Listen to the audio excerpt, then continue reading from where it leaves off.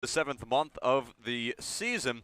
It's been 1-1-5, the Harwich Mariners record so far through 7 games. It's been peculiar. Of course, the rules this year lend themselves to more ties than often, but yesterday, Devin, feels like a game that they perhaps should have come away with a win. It really does, and when you think about all the defensive errors that brought in runs and just timely plays, the hitting was there. The offense was there. We saw Harwich get 11 hits across 7 complete innings. Didn't even get the last 2. For all we know, it could have been a team high in 2022, but you're going to have a tough Cotuit squad coming in. The good news for Harwich is that Cotuit has made 6 errors in the games against Harwich, the 2 to this point, and Harwich, when the other team records an error, is 3-3-4. So, and when multiple errors are recorded against, 3-1-1. So if this Cotuit team continues to play sloppy, if history has proven anything against Harwich, they're going to be able to capitalize and get a point or 2 out of this game. Let's see who it is that's going to be batting for the Mariners to try to test this Cotuit defense here today. Batting leadoff, the shortstop, Nick Goodwin. Batting second, the center fielder, Chris Newell. Batting third, the third baseman, Brock Wilkin. Batting fourth, the designated hitter, Joe Vitrano. Batting fifth, the right fielder, Tommy Seidel. Batting sixth, the second baseman, David Smith. Batting seventh, the first baseman, Hunter Stokely. Batting eighth, the catcher, Brian Art. And batting ninth, the left fielder out of Cincinnati, Cole Harding. And the Cotuit defense looks as such. Carter Trice is out in left field. Eddie Park is in center. Calvin Harris is out in right. Brooks Baldwin's over at third. Tommy Troy is at short. Trotter Harlan's at second. C.J. Kafis is at first. And Jimmy Obertop is behind home plate. He is the second half of the battery to Ty Johnson. Starting pitcher here today for the Kettleers, the right-handed pitcher out of Ball State, graduated in 2022. Or he was a graduate in 2022, I should say. This will be his 5th appearance of the season for the Kettleers. His 3rd start, has an 0-1 record, an ERA of 1.74 over his 10 1/3 innings pitched. He's struck out 8 batters to 4 walks. He's given up just the 2 earned runs on the season. He's looked good so far this season for Cotuit. Looking forward to seeing him against a Harwich Mariners lineup that has been really hot. We talked about it a little pregame, but the top 4 hitters, Nick Goodwin, Chris Newell, Brock Wilkin, and Joe Vitrano, have been on fire. 3 of those 4, everybody except Goodwin, had a home run in the game against YD last night, and Nick Goodwin had one the night before. 3 of those guys have 3 home runs. That's tied for the Paul Club high. First pitch of the game is in, and Nick Goodwin's going to push it out to right field. That's going to drop down in right center. Goodwin's going to go for 2. Goodwin sliding into second base. It's a first pitch double from the K-State product. Harwich is off and running. Nick Goodwin wasting no time, slapping one out to right field. I was a little surprised that he was going to round first, as the center fielder in Park had it even before he had touched first base, but Nick Goodwin, a heads-up base runner, we've seen him do it before, gets good reads in the outfield. He's able to slide in there, lead-off double just like that for Chris Newell. 5th double of the season for Nick Goodwin, as Chris Newell now stands in. Newell, the lefty out of Virginia. He's looking to test Johnson here. The second pitch of the ball game is going to have to wait as Johnson steps off. Harwich, how about it? And just being able to test the pitcher early here. Now, of course, we've seen this happen a lot this season where Harwich gets a man on second, nobody gone, and they've left men stranded before, but you set up this heart of the order coming up. You have to like your odds if you're Harwich, as Chris Newell, again, he stands in now. He takes a first pitch ball at 84 miles an hour. Newell on the season batting .342 right now. On-base percentage at .419, and he is slugging out of this world. .658 right now, Chris Newell. He has a double, a triple, and 3 home runs across his 38 at-bats. That's going to miss outside, and the count is now 2-0. This was a guy that Harwich desperately needed to add to their lineup. Only hit around .250 for the Cavaliers this season, but he has exploded this summer. And when some of your bats haven't been picking up, Chris Newell has been there to help the slack. As Johnson stares back towards second, looks home and delivers. Newell takes yet another ball, and it's 3-0. That one in at 91 miles an hour. And Chris Newell, a guy the Mariners are looking to enjoy while they have him. He's getting ready to go off and get drafted in the upcoming MLB draft. It'll be exciting to see where a lot of these Mariners go. couple of guys who are draft expectant, guys who have left town. As the 3-0 is going to miss down low. Ball 4. Chris Newell able to draw a 4-pitch walk. And the Mariners have 2 men on with nobody gone for Brock Wilken. And he's brought it up, eh? He's averages up 50 points since he's been back to Harwich from Team USA. Missed 9 games there. Comes right back and really starting to feel it now. And the Mariners are going to need to keep him healthy and active while they have him. I believe he should be around all summer long. Of course, he's draft eligible next summer. As the first pitch is in for a strike, and there's the first strike of the game from Ty Johnson to the third batter. As Kenny Lavari got hurt the other night when he was playing in the game against YD at home. And so he's been deactivated by the team as it's an 0-1 count, and Johnson steps off. Takes a look back at second, and he'll step back on. So Wilken, he's really going to be your everyday man over at third unless Harwich is able to find somebody else to help take some of those reps, because the only other guy who is taking reps at third, and Graham Pauly, has also been released by the team. So Wilken is going to be used a lot. That's going to be hit back up the middle, picked up by Troy. Throw on to first, misses. Brock Wilkins safe at first. Nick Goodwin comes in from third. And Chris Newell hurries around second base all the way to third. And the Mariners have nobody gone, runners on the corners, and a 1-0 lead here in the top of the first inning. Just as talked about in the pregame, errors have hurt Cotuit all throughout this series. They get their first one there. It already drives in a run, still no outs, and that ball looked like trouble as soon as it was hit to Troy. Slow enough where it wouldn't be a double play. Wilken thought he'd just done his job and he would get out, but they have to rush the throw. Wilken busting it down the line, and now you got runners at the corners with nobody away for your cleanup hitter, Joe Vitrano. Yes, Joe Vitrano up to bat now for Harwich. As on the season, Vitrano, he's batting .216 right now. He'll take a first pitch strike. Slugging .324 though. He does have some power to him. You know, of course, 2 extra base hits yesterday. Had a home run in the first inning, a 2-run shot, and then a double back in the 5th inning as well. That came off the heels of back-to-back home runs from the Mariners. Power has been off the charts. That's going to be hit on the right side. That's going to get through past the glove of Harlan. In to score is Chris Newell. Brock Wilkins digging for third. The slide into the bag. He's safe. The throw was close, but not in time. So Brock Wilkins slides in safely, and across home is Chris Newell. The Mariners are running up the scoreboard here, 2-0, nobody gone, and again runners on the corners here in the top of the first inning. Scored 2 in the first yesterday against YD, and now they pick up right where they left off with the offense. Nice little chop shot through the hole on the right side for Joe Vitrano. Wilken, great base running to get over there, close play. But now you get the other run, and there's still runners at the corners. Nobody away for Tommy Seidel. So you get just about what you expected from the top of your lineup. First 4 each got on. 2 already have come across the score. Now you have Tommy Seidel up to bat. Seidel, he has, this season, he's had his stretches. He's been trying to find it again recently. Seidel, he's batting .216. As the first pitch into him at 79 miles an hour is in for a strike. The count is 0-1. But had that stretch about a week and a half ago where he just could not stop hitting doubles. Just power was off the charts. He's trying to find that once again. It was fantastic. Had a 2-for-3 game, couple 1-for-4 games, another 2-for-3, a 3-for-3, but since then has just 3 hits dating back to June 26th, that doubleheader where he exploded. He's had just 3 since then, so really starting to decline. His average has dropped about 70 points, down to 216. And, you know, that's sort of just the nature of baseball. It comes and it goes. You cannot stay hot forever. Hall of Famers fail 70% of the time, and so it's a 1-1 count as Johnson checks over on Vitrano, who slides back in safely. Seidel standing in.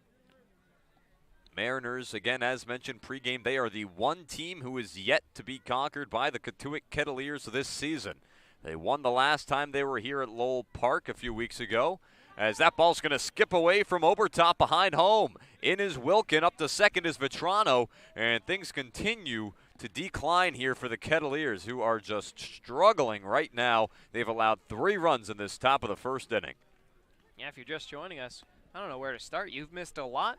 They get another run there, 3-0 Harwich. Out of the gate, this has been fantastic. They tied their season high for runs in the first inning with 3 right there, and still nobody away. It was a double from Goodwin to start.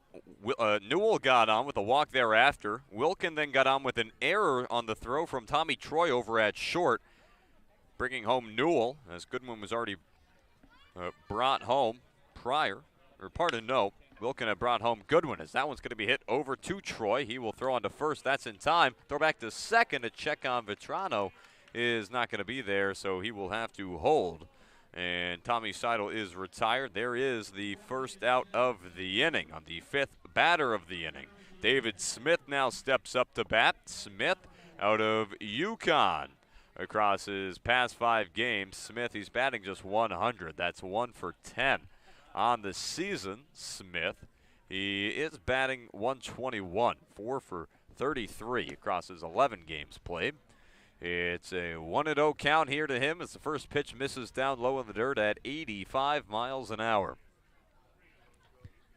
Just the 5th time Harwich has been able to score in the first inning this season.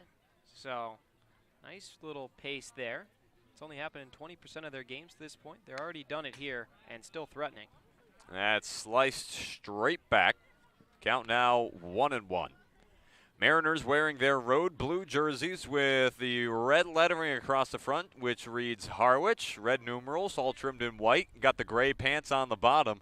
They're wearing the red batting helmets right now. Cotuit in their white jerseys with the maroon pinstripes, which read Cotuit across the front. Chipped on the ground right side. That's going to get blocked down, but David Smith's going to be safe at first. Trotter Harlan was able to stop it from going all the way through, but he was pretty deep in the hole, and he wasn't able to get a clean field on it. So he just is able to help hold Vetrano at third. If that gets through, then Vetrano comes home, and it's a 4-0 Harwich lead, but the Mariners will remain up by 3 as David Smith is on, and it's the 3rd hit of the inning for the Mariners. For now, Hunter Stokely, who comes up to bat. As Stokely on the season for the Mariners. He's batting 176 right now, 3 for 17. He does have 2 RBI, a chance for another one here if he can bring in Vetrano. The first pitch is going to be blown by him at 91 miles an hour, swings and misses. Can't get any of it. And talk about Trotter Harlan just in the wrong spot, a couple feet over, and this inning might be over. They're getting just through that hole. David Smith, big-time hit. He's got big shoes to fill with the loss of Graham Pauley. Smith goes down for second. Throw to the bag is off the mark. Vetrano thinking about a double steal. He's a few paces off third, and they check over on him. He slides back in safely. The Mariners now with runners on second and third. David Smith able to swipe the bag for Smith on the season. That is his 3rd stolen base of the season. He's been a little bit of a speed threat here for Harwich. And he's set the team up nicely, takes away the double play ball as the 1-1 is cut on and missed, 85 miles an hour. Stokely out ahead of it. It's now a 1-2 count. Most runs that the Mariners have scored in an inning so far is 5. That came back against Bourne a couple weeks ago, back toward the end of June. They have 3 right now. The 1-2 count. That's going to miss down low, 2-2. And still only 1 gone in the inning. So you're setting things up potentially for the new guy, Brian Art, to come in and try to help his new ball club out. As it's still Stokely in the meantime. Stands in, the lefty, a 2-2 count. The pitch. That'll be chopped foul. Umpires for you here today. Tyler Bullock's over at first. Joe Caraco is at third. And it's Rick Emerson calling the balls and strikes. And if you're Harwich, you can't take your foot off the gas now. Cotuit is very capable on offense. They lead the league, tied with Wareham, 102 runs scored for Harwich in 8th with just 75. As the 2-2 comes in, Stokely chops it on the ground, foul. And we'll do it again. This has been a busy first inning for Ty Johnson. He has been out there a long time here to start this game off, as Stokely is the 7th batter in the inning for Harwich to come up to bat, and there's still only 1 gone. Coming up is going to be the 23rd pitch of the inning already for Ty Johnson. Here's the pitch. That misses high, ball 3, and the count is run full. 91 miles an hour that fastball came in. And Devin, you mentioned it, Cotuit topped the table in runs scored, 102. They've been putting together a good offense all season long, but this is a Cotuit team that is very different from where they stood at the start of the season as Stokely fights off yet another pitch. The Cotuit Kettleers have had 22 players released off of their roster so far already this season. 11 pitchers, 11 players, and they've lost a lot of their big contributors. Victor Troy, Cade Kearns, Chandler Simpson, guys who were really pushing this offense and this Cotuit style of baseball, but they're without them now, and Cotuit, they've been hurting. As Stokely's going to rip this one out into right field. That's going to be caught by Harris. Vetrano thought about tagging. Throw into home was pretty on the dot, so Vetrano, a nice job staying over at third. Otherwise, potentially could have been gunned down at the plate. So there's now 2 gone in the inning as Stokely flies out to right field. This will bring up Brian Arndt, the catcher out of UNC Wilmington, making his Harwich Mariners debut here today. The rising sophomore out of Vaquavarina, North Carolina. He batted .267 this season for the Seahawks. On-base percentage right about .375. Slugged .442. Had some pop to him. 4 doubles, a triple, and 3 home runs. 15 RBI as well. And he's going to look to tack on his first Harwich RBI if he's able to make a difference here. First pitch to him misses high. It's a ball. It's a 1-0 count. A beautiful Saturday here from Cotuit. 74 degrees, not a cloud in sight. That's going to be hit hard on the left side. Picked out by Troy. Throw over to first is in time. Kafis keeps his foot on the bag, and the inning ends. The Harwich Mariners leave 2 stranded, but they drive across 3. It's a 3-0 Mariners lead over the Cotuit Kettleers.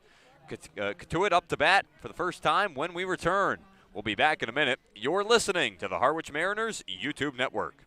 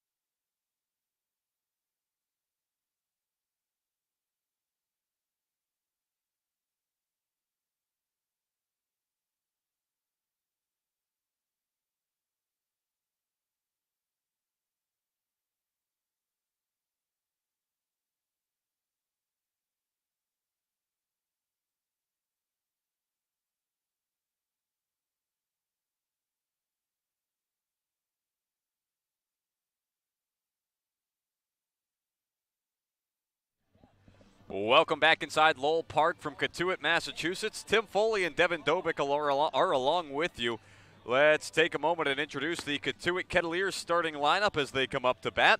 Batting leadoff, the shortstop, Tommy Troy. Batting second, the second baseman, Trotter Harlan. Batting third, the third baseman, Brooks Baldwin. Batting fourth, the designated hitter, Tyler Johnson. Batting fifth, the left fielder, Carter Trice. Batting sixth, the first baseman, C.J. Kafis. Batting seventh, the right fielder, Calvin Harris. Batting eighth, the center fielder, Eddie Park. And rounding it out, batting ninth, the catcher, Jimmy Obertop. Tommy Troy stands in now as Liam Sullivan stands on the mound now and gets set to deliver the first pitch here to the batter in Troy, and the first pitch is going to be popped up into foul territory. Hunter Stokely running over is unable to make the catch. Let's introduce you to this Harwich starting defense. Cole Harding is out in left field. Chris Newell's in center.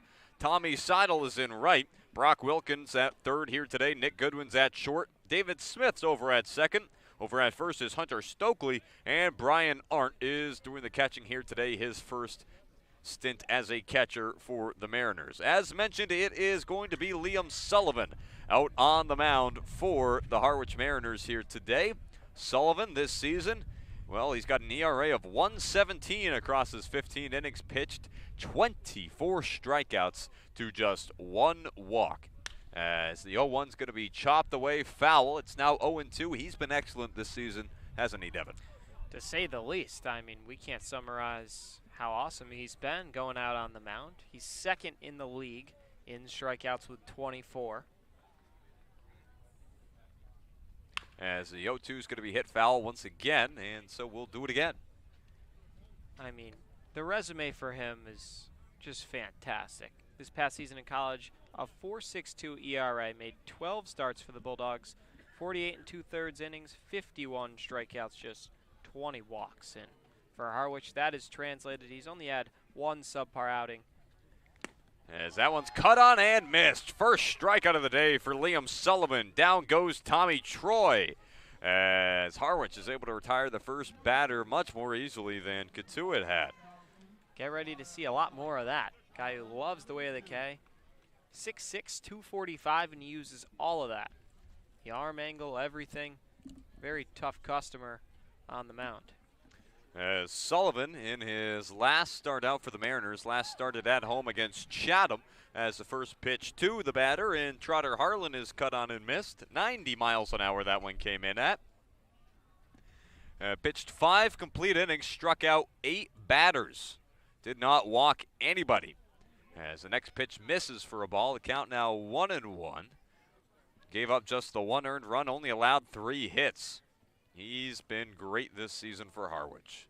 And he's going to look to work these Kettleers. It's a 1-1 count. That's going to miss high, and the count moves to 2-1 here to Trotter Harlan. Harlan on the season for the Kettleers as he stands in now out of the College of Charleston. This is only his second game. In fact, only his second at bat. As the 2-1's going to miss, it's now a 3-1 count here, 89 miles an hour. That one missed that. Harlan has a 1 hit in his 1 at bat. Here's a 3-1. That's going to be cut on and missed. Count has run full here. Something you don't see all too often, Devin, is a full count with Liam Sullivan. Again, he's walked just the 1 batter all season long. That came back in game 1 against Wareham. Here's a 3-2. That's going to miss down low. Ball 4. So Trotter Harlan does something that many have failed to do before. Draws a walk from Liam Sullivan. Man's on first with 1 gone. Got to be careful now with Brooks Baldwin coming into play. He has been something else for Cotuit this season. Leads in a number of categories. Number 1 hitter against Harwich. He's gone 3 for 8 with a pair of RBIs against them. And leads the league in average, 351, triples with 2, hits with 33, and at-bats in 94. He will swing and miss at the first pitch from Liam Sullivan. That went up high at 90 miles an hour. As Sullivan trying to rebound after allowing just his 2nd walk of the season. As Sullivan comes set, stares in. Here's the 0-1. And that's going to miss. The count is now 1-1. And across his last 5, Baldwin. He's been batting .364, 8 of 22. 3 runs scored, 1 RBI in that time. It's a 1-1 count as Sullivan comes set and delivers. 82 miles an hour off-speed pitch that missed up high. Couldn't keep it down low. It's now a 2-1 count. On deck right now, Tyler Johnson. Double play ball is still an option for you here if you're Harwich. As the 2-1 comes in, that's going to be hit over towards second. That's going to get out into right field. Heading over to third now is Harlan. Holding at first is Baldwin. Harlan slides into third base safely. And that's going to be a one-out single to put runners on the corners from Brooks Baldwin, who continues his excellence here for Cotuit. It's going to be a pain all game long. Finds ways to get on. Just a bloop single there, but does the job. Cotuit in business. They bring the tying run to the plate now. The designated hitter, Tyler Johnson. So as mentioned, Johnson up to bat now. Johnson this season for Cotuit batting .354, 17 of 38. Has 12 RBI. That's good for second on the team. He's got a chance for more here if he's able to somehow get Harlan across home. The first pitch is going to be in for a called strike, and it's 0-1. That one floated in there at 77 miles an hour. Sullivan's off-speed stuff is excellent as he's facing off against a lefty here. Sullivan, he'll deliver. That's going to miss down low, and it's quickly 1-1. Yeah, Johnson and Baldwin have really held down the middle of the lineup nicely for the Kettleers. Two of the staples despite all the incoming and outgoing guys. As the 1-1's going to miss for a ball, it's now 2-1 here. 5 home runs as well. That is tied for the league high with Alex Freeland of the Brewster Whitecaps. 2-1 count. Here's the pitch. That's going to be fought off, and it's now 2-2. Yeah, Cotuit, for all their struggles, for how much they've been struggling recently, you mentioned it, they still have some excellent pieces here in Baldwin and Johnson, and they are still atop the West. And so, yes, you have to bring in a lot of new guys, sort of reintegrate them, acclimate them to baseball here in Cotuit, but you have a nice cushion atop the division. As Cotuit, another pitch is fouled off very quickly. It's a 2-2 count now. But they are first in the West right now, 32 points. They are on a 2-game losing streak, and they have not won, actually, in 5 games. They've thrown a couple of ties in there as well. They've been looking to pick up a win in a couple of days. Hyannis is nipping at their heels, 29 points. As that one's going to be fouled off again. This is a nice at-bat here from Tyler Johnson, who's fighting off a lot. Liam Sullivan, he's looking for his second strikeout of the day. He is not allowed a run yet here in this game, but it's come close here as Harlan stands over on third with only 1 gone. Cotuit, an excellent team at being able to move a guy up 1 base if they really want to. That one's going to be hit on the ground, foul once again. And we'll do it again at 2-2. Really nice at bat. This will be the 8th pitch coming up. Sullivan already has thrown 20 in this top half of the first. Mowed down the first batter and Troy with a strikeout. But now Cotuit making him work. And if you can shorten Sullivan's outing, you're going to have a much more competitive ball game. 2-2 is swung on and missed. Well ahead of it at 79 miles an hour. 2 strikeouts in the inning for Liam Sullivan, and he's an out away from getting out of the jam. Carter Trice now steps up to bat here for the Kettleers. Trice on the season right now. He's batting .209. That's 9 of 43. He's got 15 strikeouts. That's tied for second on the team. Second only to Brooks Baldwin. But Baldwin, well, he stands over on first right now as that one's going to be popped up out of play. And we'll do it again at 0-1. This is the second straight day in which the Mariners have played a 5 o'clock game. Mariners will be playing an earlier game tomorrow as well. Set to be a 5:30 first pitch from White House Field. The 0-1's going to miss inside. It's a 1-1 count. You'll see that on the weekends. The Mariners will play earlier ball games. It's nice for people to be able to have some time after the game to go back, do what they want, spend time with family. As the 1-1 comes in, swung on and missed. It's a 1-2 count now. As again, Sullivan able to get the batter in Trice ahead of it. You say that as if people wouldn't want to be at a ball game. I do say that, but it kind of opens up your night a little more. Here's the 1-2. That's going to miss inside. It's now 2-2. Runner goes for second, and Baldwin. Mariners don't contest, so that's a stolen base for Brooks Baldwin, who on the season now has 11 stolen bases. Both he and I believe Caleb Lomavita are the only 2 Kettleers with stolen bases right now on the active roster. Plenty of guys have headed out of town, and so here's the reason for that. as the 2-2 is going to be fouled off of Trice. He hits it off of himself. It trickles out into the infield, and it remains a 2-2. And you lose Victor Scott this second. He was fantastic at stealing bases. He had 11 or 12 of them. Not exactly sure, but a guy who was a speed threat, top of the lineup, was able to be moved over. Chandler Simpson as well, a guy who stole, I think, 3 bases in one game against Harwich. I believe he did, yes. I believe that's actually the season high for an opponent stealing bases against the Mariners this season. Nobody else has stolen more bases in a game against Harwich.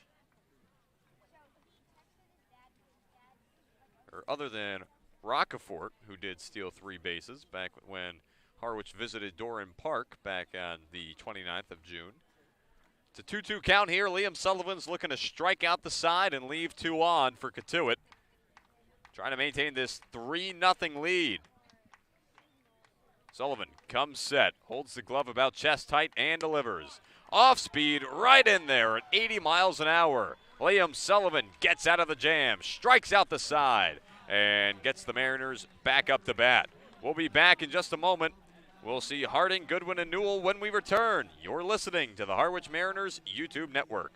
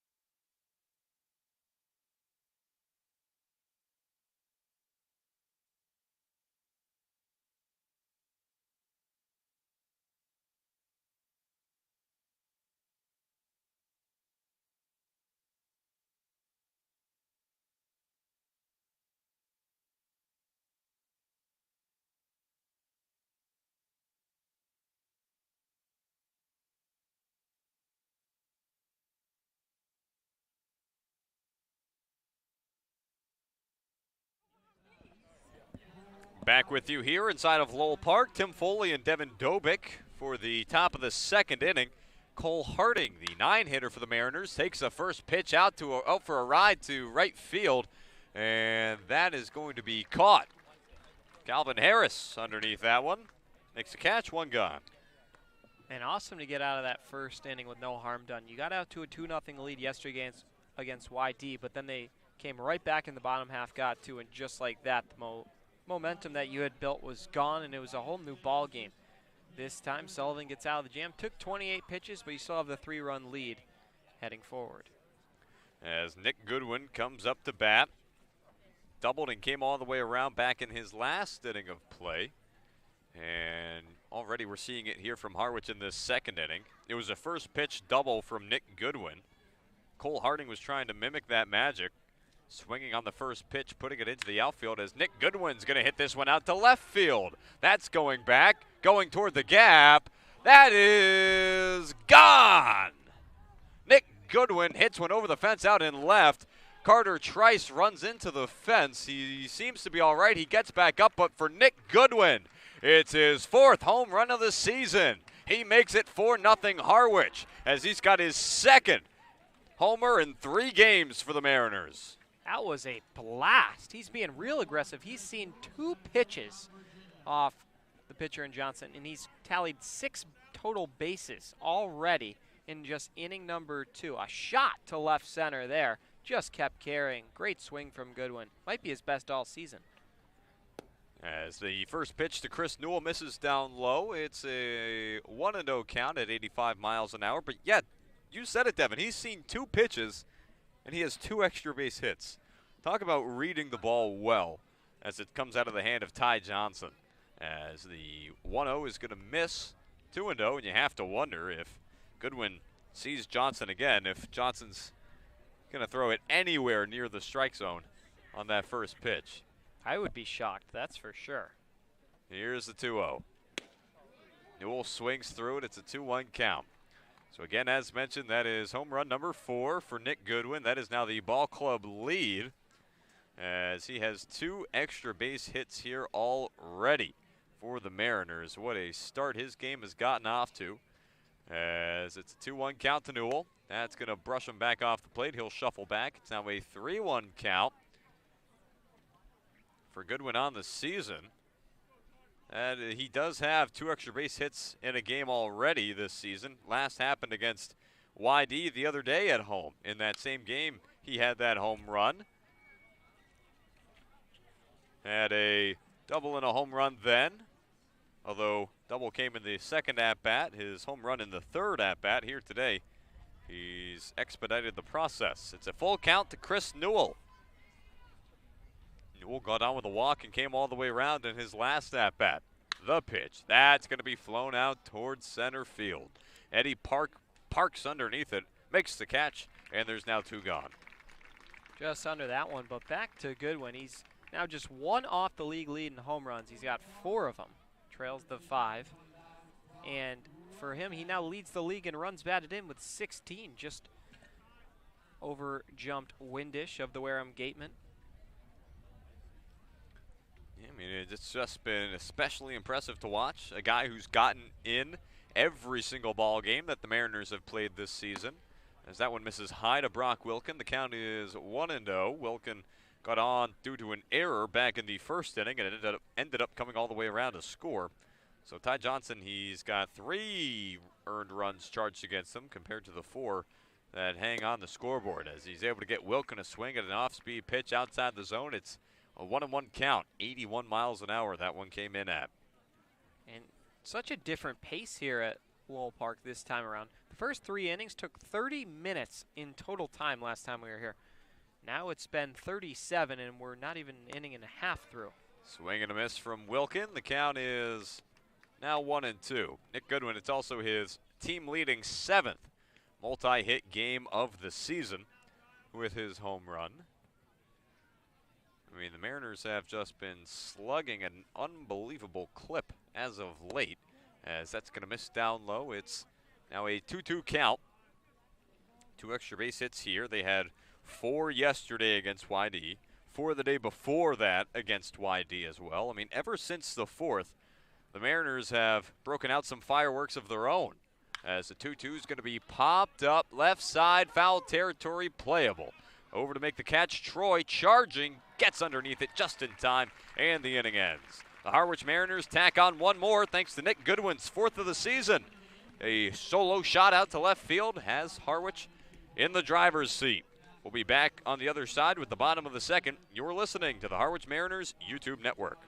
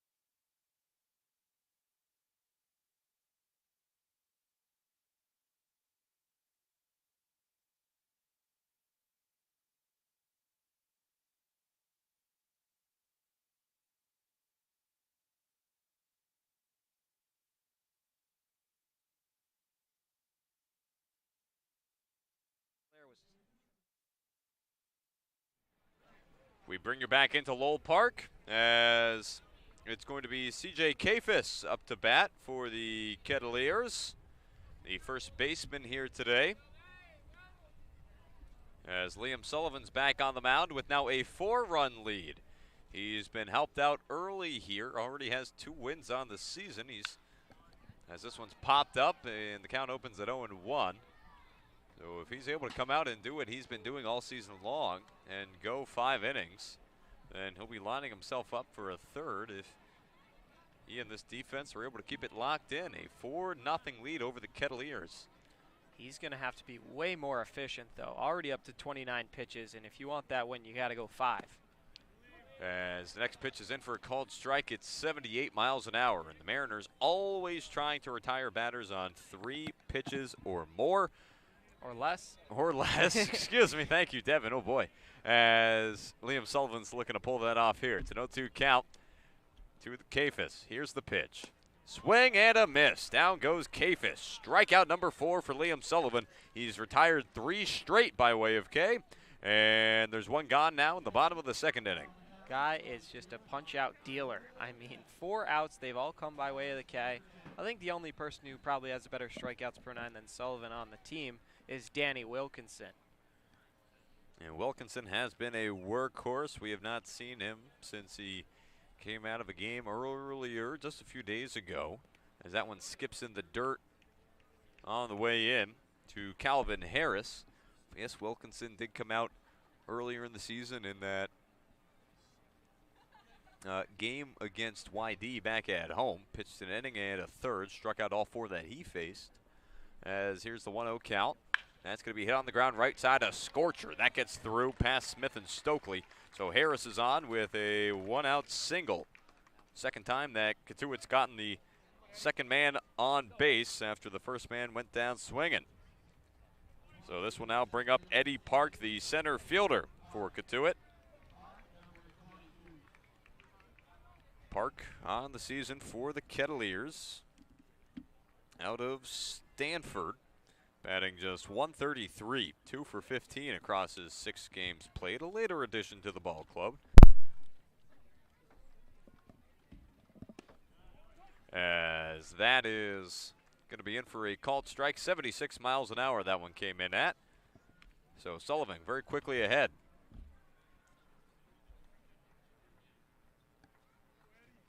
Sullivan comes set, stares over at Harris on first, looks in and delivers. Off speed, also in there for a strike, 77 miles an hour. It's so impressive the way he's able to drop that pitch right in there. That curveball has been working excellent for him so far here today. And he's going to look to try to put away the batter in Park with the next one. And the speed difference is unbelievable, like 13 miles an hour on average between his fastball and breaking ball. 0-2 is checked. He did not go, so says Joe Caraco. And the count is now 1-2. That one was in there for 76 miles an hour. Dropped right outside the zone. Sullivan, the pitch. That's going to miss down in the dirt. Count now 2-2. So Sullivan, after getting ahead in the count, 0-2.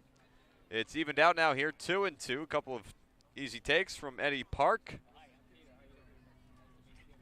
As Sullivan walked just his 2nd batter of the season back against Trotter Harlan in the 1st inning, as the 2-2 misses high, 77 miles an hour. And so it's now a full count here to Eddie Park. Trying to avoid issuing his 3rd walk of the season. Would be his 2nd of the game if Sullivan can't find the strike zone. Sullivan comes set, the pitch. Swing and a miss, throw down to 2nd, the tag. He got him. Strike him out, throw him out. They're out of the inning. Mariners back up to bat in the top of the 3rd as Calvin Harris was cut down trying to go for 2nd. It's now 5 strikeouts on the day for Liam Sullivan, and the Harwich Mariners hold on to their 4-0 lead. We'll be back in the top of the 3rd in just a minute. You're listening to the Harwich Mariners YouTube Network.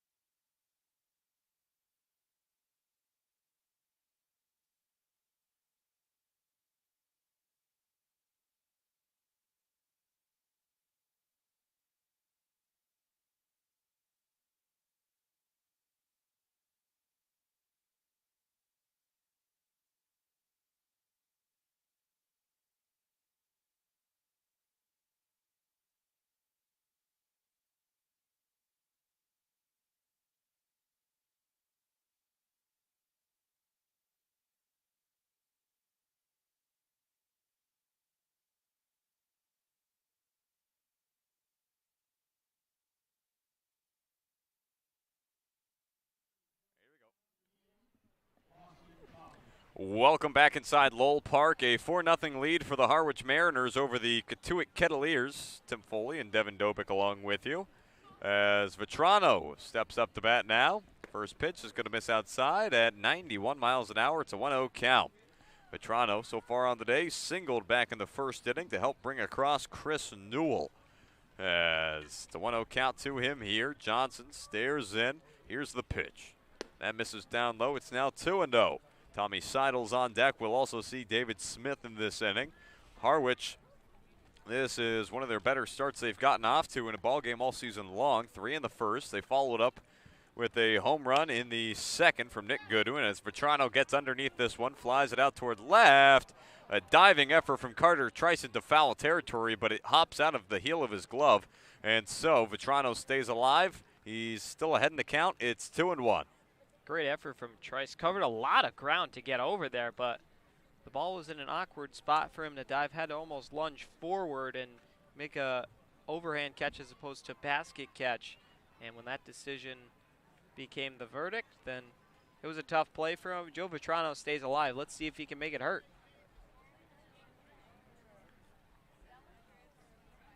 Vetrano batting just 200 over his last 5 games. Really over his last 4 games, I should say. 3 for 15. Here's the 2-1. That misses well high. 91 miles an hour. It's 3-1. Johnson's had a tough time controlling that fastball. We've seen it miss the zone a good deal of times so far here. Across his 2+ innings pitched as he stares in and delivers a 3-1. That's going to be ripped out toward right. Fair. Joe Vetrano's going to hold up at first as quickly Calvin Harris was able to hurry over to the ball and whip it over to second. So it's a leadoff single for Joe Vetrano, and the Mariners have the leadoff man on for the second time today, and it is the second hit of the ball game for Joe Vetrano. Nice piece of hitting. Right down the line, gets an inside pitch, gets those hands in. Right on the sweet spot, rips it over the first baseman's head. Textbook line drive. So Vetrano, with the single he had back in the first inning, I should say, as this one's going to get away from Obertop, and that's going to head down to the fence. So Joe Vetrano is able to hurry down now to second base, and the Mariners have a man in scoring position with nobody gone for Tommy Seidel. But for Joe Vetrano, with the single he hit back in the first inning, he was able to extend his on-base streak, as that's now up to 11 games. Nick Goodwin as well, extending his now to 8 games. Brock Wilkins is up to 7, and Chris Newells is up to 5. As those really are the 4 who have been powering things recently for Harwich, as Seidel's going to float this one over the head of Harlan at second. Vetrano holds at third. Seidel now parked over on first, and the Mariners have runners on the corners with nobody gone. 2 singles here in the top of the third inning, and they are working at the plate here today. Devin. It's been fantastic. 6 hits already. Nobody down in the second inning, and you just got to love how their offense has woken up here out of nowhere. It's like you said, Tim, since the 4th of July, after that colossal beating on July 3rd, they have just really been able to put up runs, and situational hitting is trending upwards. Yeah, this is certainly a different brand of baseball than what we've seen by and large from Harwich this season, as Seidel slides back in safely on a check over to first from Ty Johnson. Johnson, he has been busy here all day long. Next pitch coming up is set to be number 48. Here we are without an out recorded in the third inning. Here's the first pitch to David Smith. It'll have to wait as a pickoff move is going to miss. Seidel heads down to second. Joe Vetrano comes in to score. Ty Johnson tried to check on Seidel at first, but he missed the bag altogether. Harwich is up 5-0. They've now scored runs in each the first 3 innings. And another error for Cotuit. Just like that, they've now had 8 against the Mariners this season. The first baseman, Kafis, if he was on the bag during that first pickoff attempt, would have had Seidel by a mile. It took him forever to get back, but he was off. The error, Harwich able to make them pay. As Coach Roberts said, he's going, and so they took another shot over, gets by, and now it's 5-0. That one's going to miss, and the count moves to 2-0. Smith was really vibing high during the pregame warm-up, said 2 hits. That's all that was on his mind tonight. He's already got one of them. Plenty of game left. Let's see if he can collect that second one. Big shoes to fill, as aforementioned, with Graham Pauley departing the team.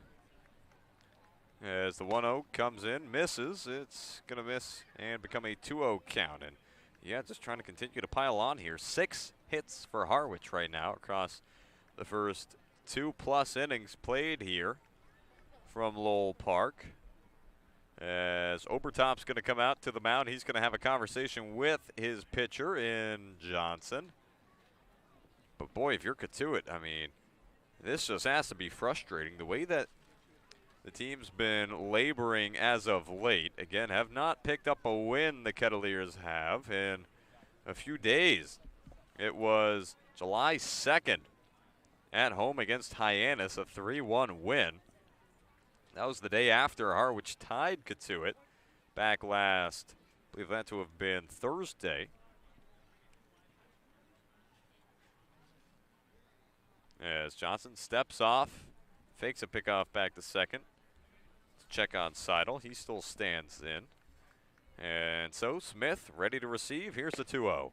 That misses as well. It's a 3-0 count. And again, that fastball, it's riding in about 91 miles an hour, but he just cannot seem to locate it on the outside part of the plate as he wants to. So it's a 3-0 count here. Smith looking to get on for the second time today. Here's the pitch. That's going to miss. Ball 4, well high, 89 miles an hour. Smith has not had excellent control here today, as the Mariners now have runners on second and first with nobody gone. Now for Hunter Stokely up to bat. Bring out Coach Roberts, talk things over.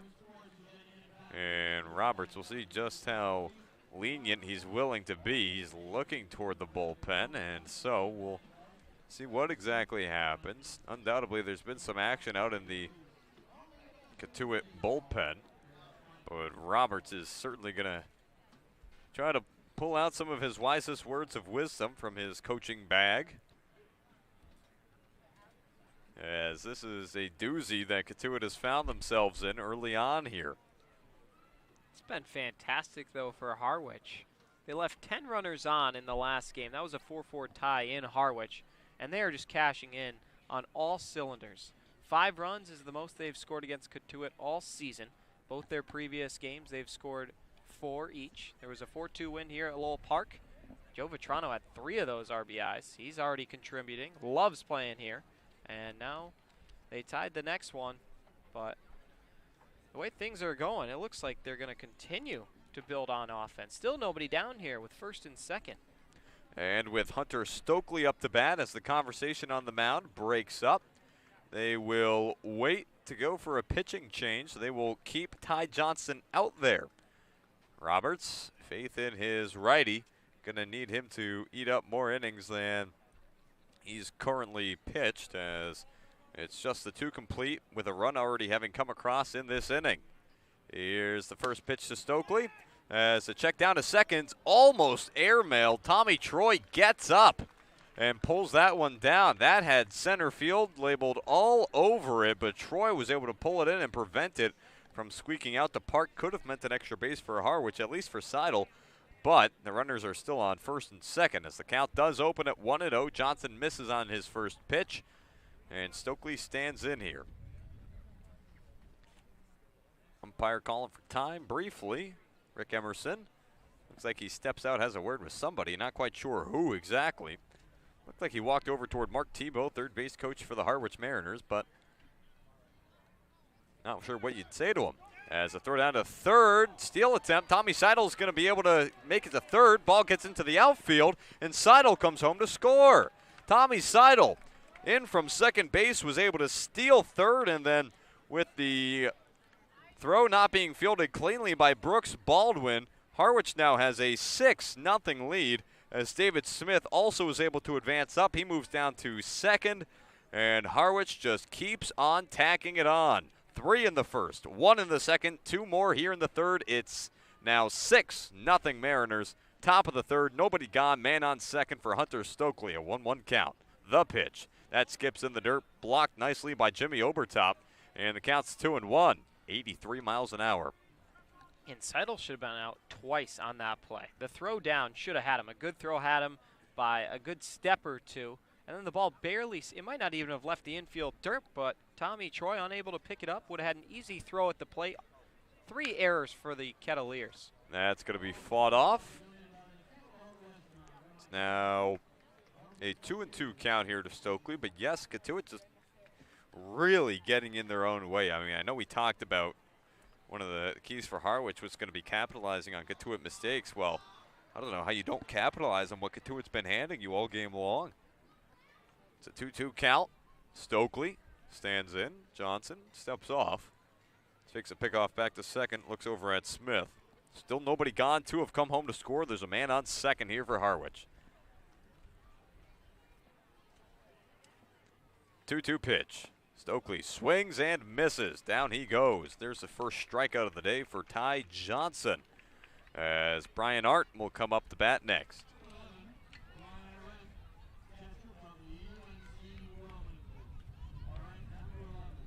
Arndt trying to contribute on the offensive side of things. He's calling his first game behind the plate for Liam Sullivan, who's had 5 strikeouts. So behind the plate, he's been all right, fitting in like a glove, but now he's got an RBI opportunity.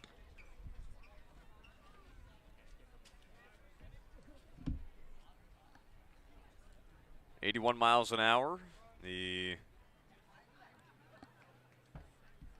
pickoff attempt back to second, I believe, is what the radar picked up there. As the first pitch is set to come into Arndt in a moment, but again, Johnson concerned with Smith over at second, as Smith has been a threat here today. First pitch into Arndt is going to be a called strike, 78 miles an hour. That one soars over home. Oh, Brock, I gotta go to Brock. You're welcome. So Smith, he does have the 2 stolen bases on the day. He was able to steal second along with Seidel stealing third. As count here 1-1. So the 0-1 missed at 79 miles an hour, and so Arndt evens it out. Arndt came in the other day, came all the way up from North Carolina. It's a long drive. Not exactly close to Massachusetts. As the 1-1 comes in, off-speed pitches in there for a strike. It's 1-2. He was rehabbing an injury. Finally was able to make his way up here to become part of the team. He was batting pretty well for UNC Wilmington, 267 with 8 extra base hits before a foot injury ended his season in May. But he's finally able to work his way back, and his first action back in the Cape Cod Baseball League. It's quite the location to find yourself in to try to ramp things up and get back up to playing form. Here's the 1-2. Hit on the ground, right back up the middle, but it's fouled off of Arndt, so we'll do it again. It went off of Arndt, but umpires are going to talk about it here, and the Cotuit dugouts trying to argue that that was not a foul ball. It was hit over to Troy, who then fielded it over to Kafis at first in time. So we'll see what the umpires decide to discuss here. Clearly was. He winced as soon as he did it, and why would he not move out of the box if it hit him? I mean, Coach Roberts' argument here is kind of a faulty one. Hopefully one of the umpires is able to catch it. If they're meeting this long, not a good sign for Harwich. We'll see. Always got to check what everybody saw. It's as close as you can get to video replay here. Think back to what the umpires captured in their minds. And they're going to say that he's out. They're going to say it was not a foul ball. And Arndt can't believe it, as Englert comes out to have a talk with Rick Emerson. I mean, that was just, you got to catch that behind the plate. It went right off his foot. You can't miss that. It was a chopper off the ground. It was redirected. This is good thing that Harwich has a 6-run lead, or else this could be absurd.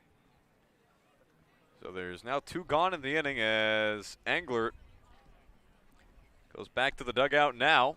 Arndt steps over to have a conversation with Goodwin briefly before heading back to the dugout. So there's the second at-bat of the season for Arndt. That's a 6-3 putout, although depending on who you ask.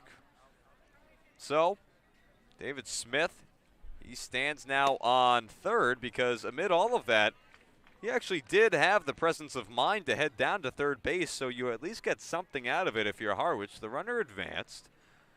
And a chance here for Cole Harding to try to drive Smith in if he can put some contact on. It's a 1-1 count. 79 miles an hour, misses down low. Harding flew out to right field to open up the second inning. As the 1-1's going to miss outside. It's a 2-1 count now. Johnson has been out there a long time. The next pitch coming up here, that's set to be pitch number 64. 2-1 pitch. That misses low, gets away from the catcher Obertop. Coming home is going to be Smith, and he's in to score. Third run of the inning for David Smith. The Harwich Mariners are putting up a crooked number over Cotuit right now. It is 7-0 in the top of the third inning, with 2 gone. That is what we call ball don't lie. If they're going to call out Arndt on a ground ball, Smith's going to get over to third, and he's going to find his way to score. And Cotuit has just been hemorrhaging runs recently. Gave up 7 yesterday to Wareham in a 7-2 loss. 12 the day before to Bourne in a 12-7 loss. As that one runs inside, that's going to be ball 4 to Cole Harding. As we head back to the top of the order now for Nick Goodwin. That's the second walk of the inning, 4th man to get on for the Mariners. Other losses here for Cotuit. 10 runs given up against Falmouth back on the 4th of July. It's just been very difficult for them defensively recently. As Goodwin stands in now. First pitch to him is going to be in for a called strike, 90 miles an hour. So Cole Harding is on first. Again, second walk of the inning, third of the ball game already as Ty Johnson sent it in. Sliding back in safely is going to be Cole Harding on a pickoff attempt.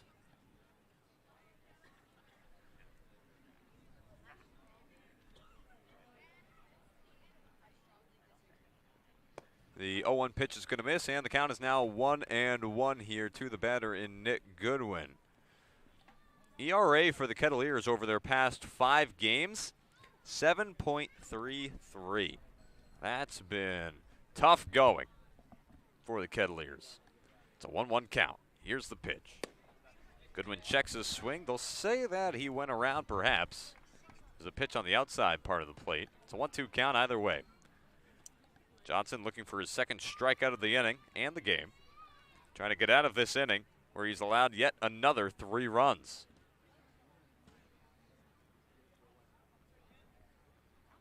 The 1-2 comes in. Swing and a miss from Goodwin, and the inning ends. So, Harwich gets 3 more across. They lead it by a touchdown here against the Kettleers in the top of the third. We head to the bottom of the third. Cotuit back up to bat when we return. You're listening to the Harwich Mariners YouTube Network.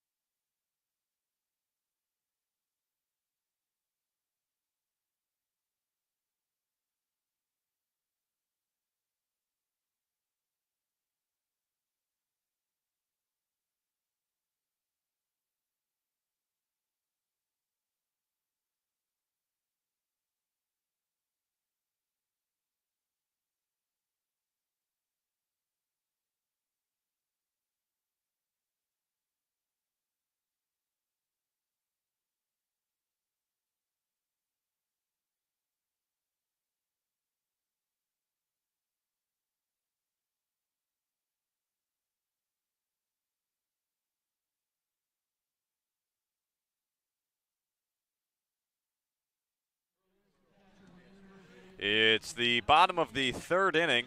Up to bat right now, Jimmy Obertop. There are Mariners who have come up to bat 3 times already, namely Nick Goodwin. Back in each of the first, second, and third innings, he's had an at-bat.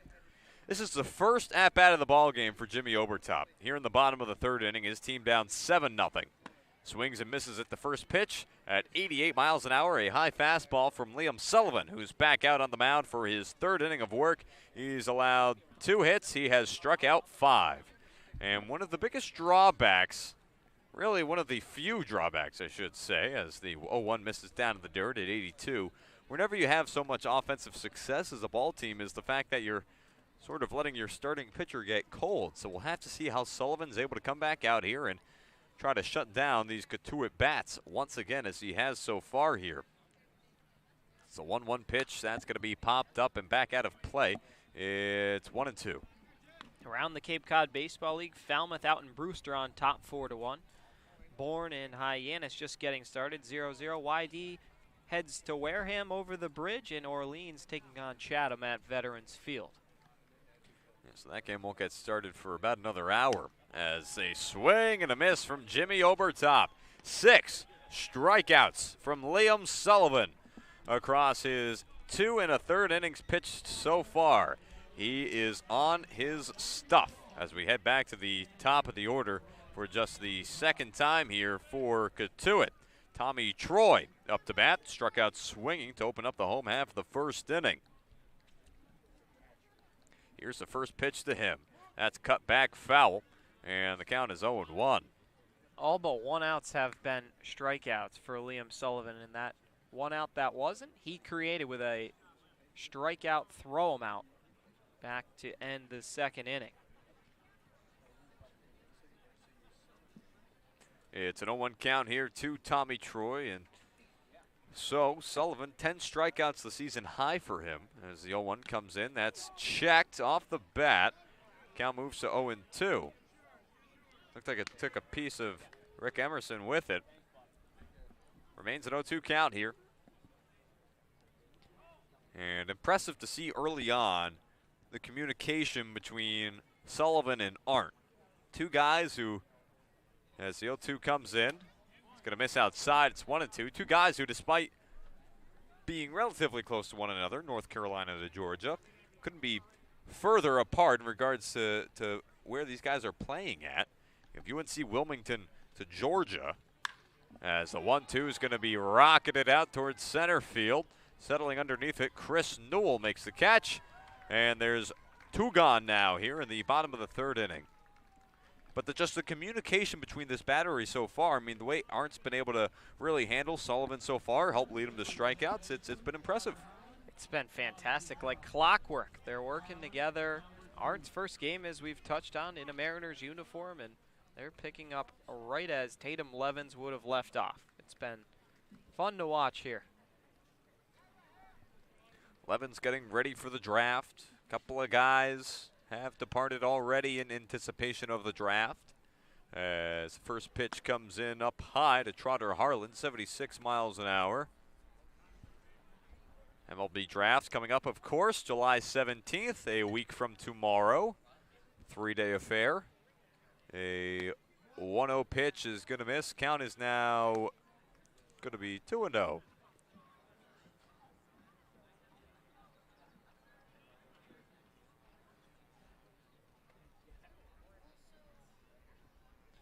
The 2-0 pitch is in for a called strike. It's now 2-1, 89 miles an hour. That one was able to fly in at. Trotter Harlan, the only Kettleer who's been close to scoring. He was 90 feet away, stranded at third back in the first inning thanks to a walk. The 2-1 is going to miss. It's now 3-1. And, of course, the MLB draft, just to touch on it once again. It's going to be back up to 20 rounds this year. It was just 10 last year.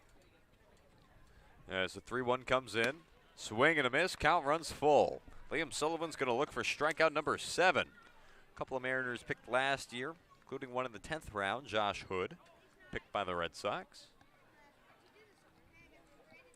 Here's a 3-2 pitch. Misses inside, ball 4. Second walk of the day to Trotter Harlan. just the third walk of the season given up by Liam Sullivan. 2 to the same guy. He's being patient, and it's paying off for him. Gets another trip down there. Too bad there's 2 outs. Brooks Baldwin, though, more than capable of starting a rally, and you got Tyler Johnson on deck. Cotuit not out of this inning yet. Baldwin singled in his last at-bat, helped to push Harlan up around to third. As Sullivan stands on the mound now, the big lefty. Stares in. Here's the pitch. That's going to be popped up, back out of play.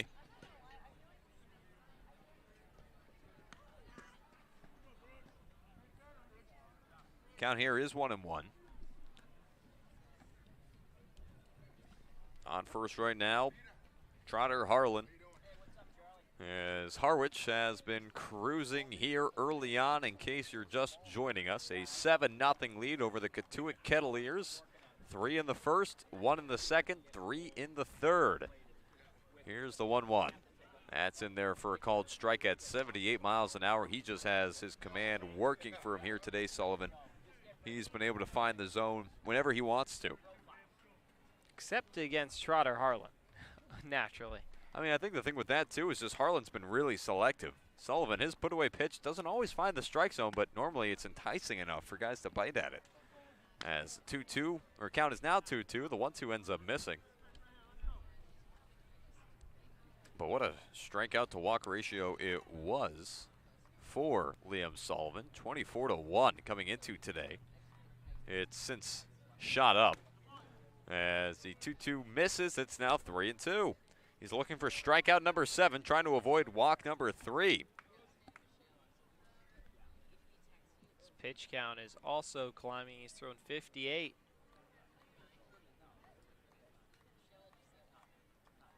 It's a 3-2 count. Here's the pitch. Popped up, back out of play. You'll see guys generally, if coaches are letting guys go, find their way into the mid-70s, low 80s in regards to a pitch count. As Baldwin, who stands in, teammate of Arndt. Have to imagine the two of them sharing some words, perhaps, to UNC Wilmington Seahawks. Here's the 3-2. Runner goes. That's going to miss. Ball 4. Third walk of the day, 4th of the season for Liam Sullivan. And just like that, Cotuit, they are doing a nice job reading Sullivan's pitches, and they are not biting at anything that they do not think is going to find the zone. I say that, but 6 strikeouts on the day across 2 2/3 as Coach Englert's going to come out to have a conversation on the mound now with Sullivan after having given up back-to-back walks. Retired the first 2 batters of the inning pretty quickly, but one of the biggest things that Harwich likes to preach is getting off the field with 2 outs, and that's something that they've not done across these past 2 batters. Luckily, you're still in a position where you can get out of it, no harm done. Tyler Johnson, definitely a threat at the plate, but Sullivan, a relentless pitcher. Favorable matchup, lefty on lefty. He's already struck him out once. It was a long at bat, but just find your way out of it. Make a path. 2 down, just focus on the batter. So, standing in now, Tyler Johnson. He struck out swinging back in the first inning. He was the second strikeout victim of the day for Sullivan. Here's the pitch. That's going to miss up high as the count is now 1-0. 91 miles an hour. That one missed that. Man on first is Brooks Baldwin. Trotter Harlan stands on second. Sullivan, he's yet to give up a run here today. So that's going to be fought off. It's now 1-1. Has given up 2 hits, 3 walks. Those are the only 5 who have gotten on. As Have a Hit comes blaring over the loudspeaker here at Lowell Park. The 1-1 pitch is going to be flown out toward left field. Going back is Cole Harding. That is gone. It's an opposite field home run for Tyler Johnson, who blasts it over the fence and left, cuts into this Harwich lead, It's now 7-3 Mariners. You touched on it, Tim. Get out of the inning with 2 outs. Unable to do that. Back-to-back walks followed by a huge shot to opposite field. Straight power from Johnson there. Almost cuts the lead in half. Now you're just up 4. Plenty of ball game left for Cotuit to make something happen. And the offense has been there for Cotuit.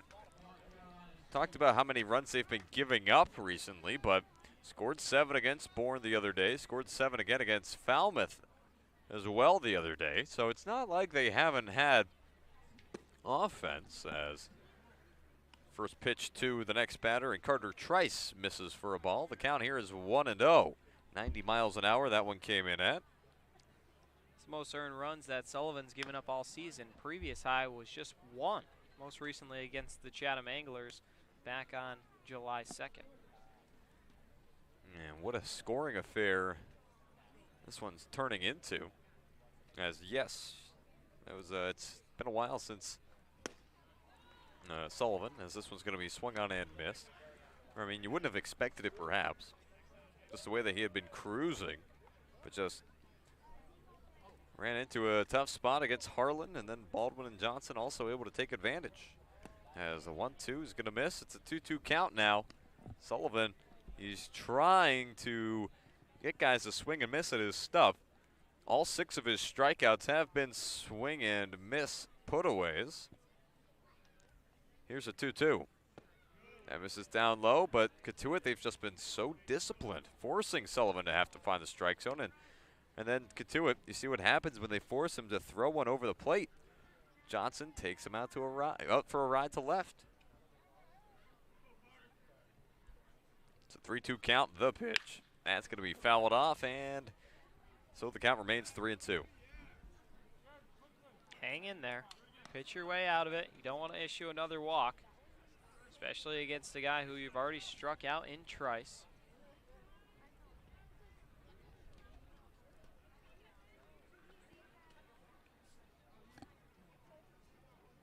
It's been a long one so far here. Hour and 18 minutes, and we're not even through 3 complete. 3-2. Misses down low, ball 4. 4th walk of the day, 5th walk of the season from Liam Sullivan. 3rd of the inning at that. The last 4 have gotten on. Cotuit's rolling, and Harwich is laboring here in this inning. And this may be it as Coach Englert comes out. And that is going to be it. The day is done for Liam Sullivan as he allows 3 runs and leaves a man in Trice on first. We'll be back on the other side of the pitching change to introduce the new arm and recap the day for Sullivan when we return. You're listening to the Harwich Mariners YouTube Network.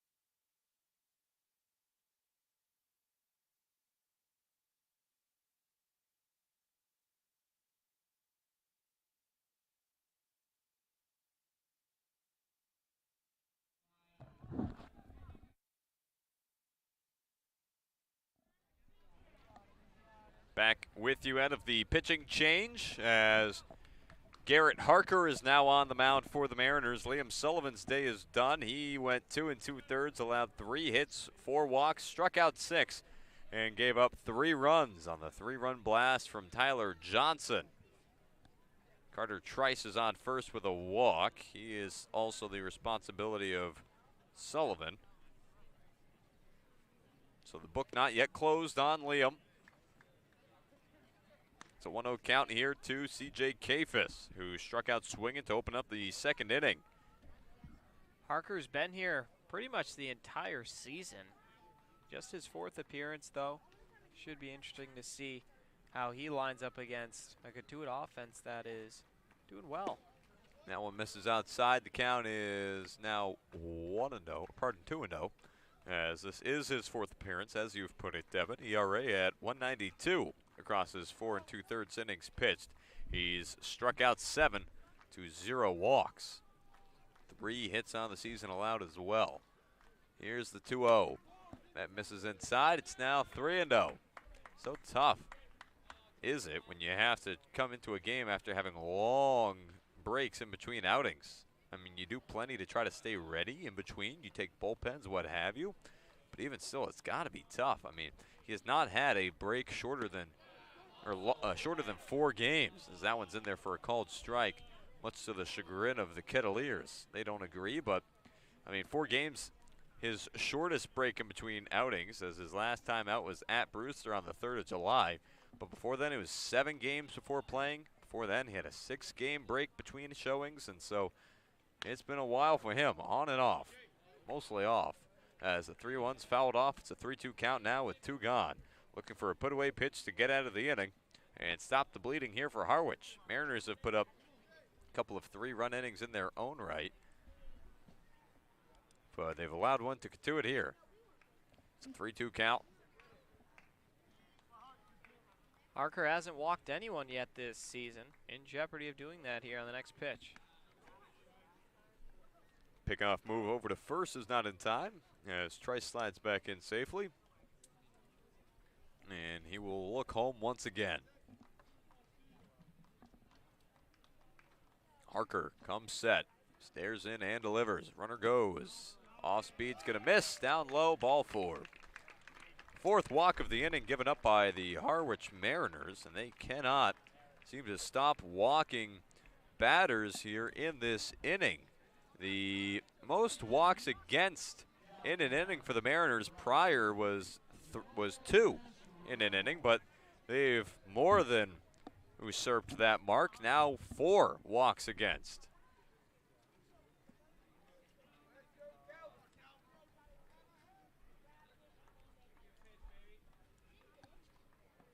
Harker comes set to Eddie Park, the next batter up for Cotuit. He'll chop this one away, as he is the 8th batter to come up to bat in this inning for Cotuit.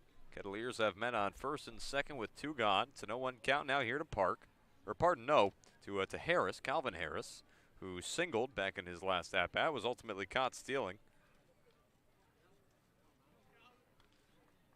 Just end the inning. Get your offense back out there. Make good pitches, let your defense play. 1-2 is, or pardon, the 0-1 is swung on and missed. It's an 0-2 count now with 2 gone. Great off-speed pitch there from Harker. Fell off the table. Way on top of it was Harris. Got him out to lean, and now a lot of options here with 0-2. Can throw a number of different pitches.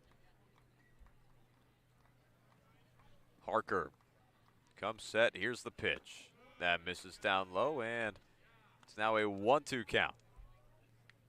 After 2 off-speed pitches, wonder if he's setting him up for the fastball here as the put-away pitch.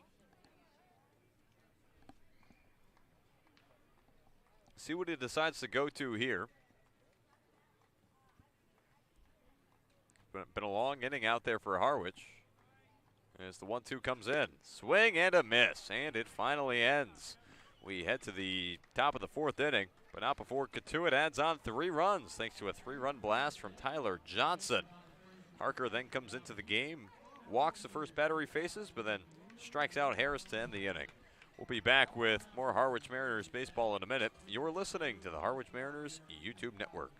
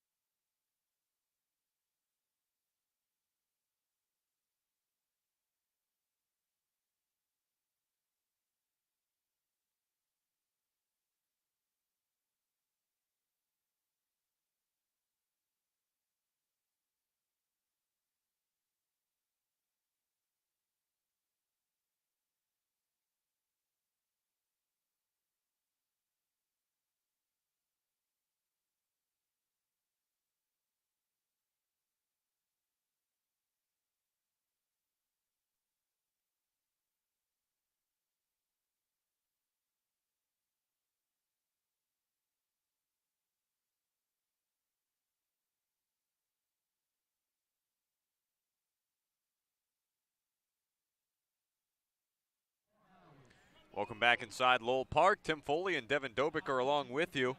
As for play-by-play duties for the next 3 innings of play, my broadcast partner, Devin Dobick. Devin. Thank you, Tim, as we are just about set here. It's going to be Chris Newell, Brock Wilkin, and Joe Vetrano due up top of the order. Or not top of the order, heart of the order, rather. Newell is 0 for 1 on the day, flew out to center, and he's also walked and come around to score.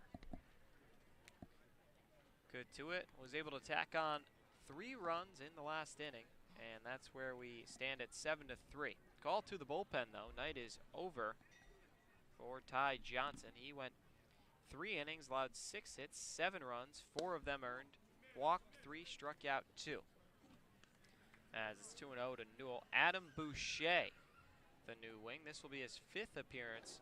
First 4 were starts. He's thrown 11 innings, allowed 8 hits, 6 runs, 5 earned, 11 walks, 10 strikeouts, and a 4.09 ERA. 1.73 whip, though. We'll see how successful he can be against the Harwich lineup that is booming right now. Yeah, I know it seems daunting.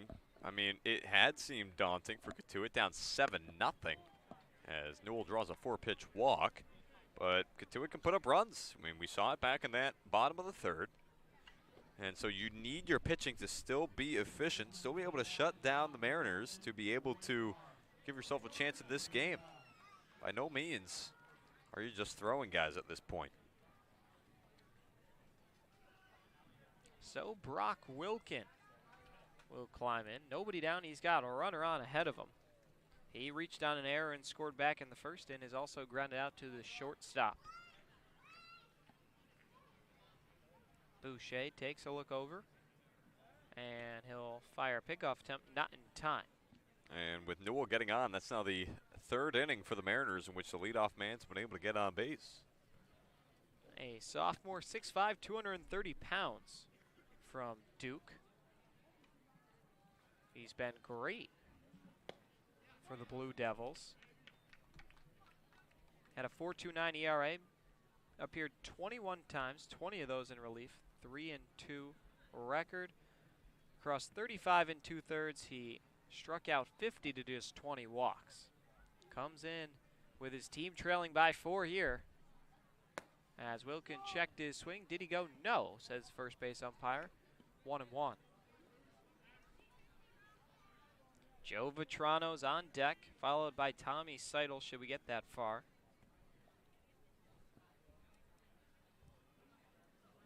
To his set now is Boucher, and the pitch. Breaking ball in at the knees to make it 1-2. Yeah, really nice pitch. Froze him, just able to catch the bottom of the zone, too. That's where Sullivan struggled a lot. He had his off-speed stuff going for most of the day, but he kept missing down low toward the end of his outing.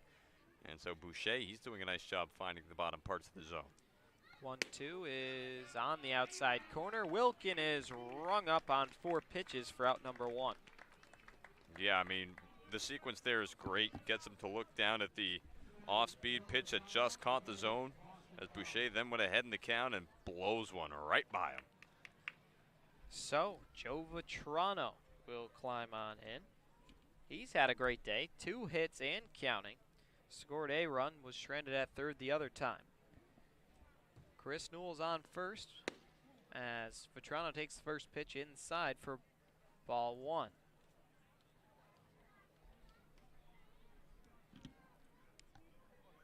He's got his average up now to 237.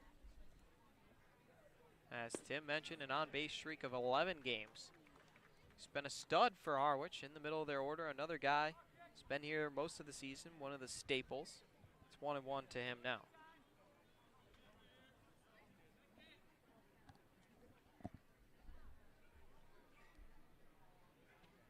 Into his set, and a pickoff attempt, but back in there is Newell.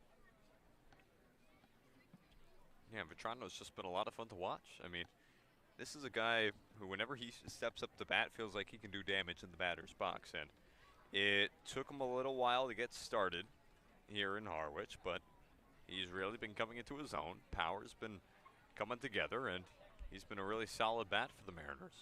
There goes Newell. Pitch is fouled off, and that'll make it 1-2. Vitrano 11 RBIs. That's second on the team. 16 for 74 on his season. He has struck out 19 times to just 5 walks. Here comes 1-2 offering to him. He lines it into right field. It's down for a base hit. Everybody moves up 90 feet. And Joe Vitrano is 3 for 3 with 3 singles. Yeah, how about it? Have a day. Joe Vitrano is on another level right now with the way that he's just seeing the ball. I mean, it doesn't matter who you put out there. He's now matched his season high for hits in a game. Had 3 against Hyannis over at McKeon Park back at the end of June, and he's found a way once again here to have another 3 hits across his first 3 at-bats. So he's up to 247 now, batting average on the season. Tommy Seidel climbs in. Tommy has singled and scored, along with a stolen base. And he's got 2 on here with 1 away. Harwich trying to get those runs back. They've scored in every inning. See if they can build off that. First pitch to Seidel. He flies over to the right. Looks like it will get out of play. And he'll stay in there at 0-1. Yeah, and Vitrano, across his past 10 games, including today, batting .308, 12 for 39. It's impressive stuff, that is for sure. He has turned it up when Harwich has needed it. It seems like everybody has since the arrival of Chris Newell. 0-1 offering to Seidel is upstairs for ball 1. Some more on Boucher. Big Red Sox fan. 11th graded fastball in college. according to Stuff Plus. And D1 Baseball Preseason Top 50 2023 Draft Prospect. As Seidel lifts this one out to deep right field. Going back is Harris, and he hauls it in. Everybody's going to retreat back. It's a long fly out for Tommy Seidel, and it's out number 2. Yeah, I mean, Harwich is really just making loud contact here. Of course, settled underneath by Harris, but even still, a lot of these outs have just been booming shots into the outfield here today. That Cotuit's been fortunate that the wind isn't carrying, because if this was a windy day to any extent, that ball's gone. You strike a good point. Harwich has really been nailing it. Joe Vitrano has 3 of the 7 hits. Seidel almost cashes in one there. Nick Goodwin's blasted a pair of hits. We'll see what more we can get from the bottom of the order as David Smith climbs in, 2 away. He's 1 for 1. He's got a single and he's also walked. Been on base twice, swiped a few bags, and scored a run. It's down in the count 0-1. Hitting 147 on the season. That's 4 of 33. Also stole a base last time Mariners faced off against Cotuit. Back that 4-4 tie last Friday.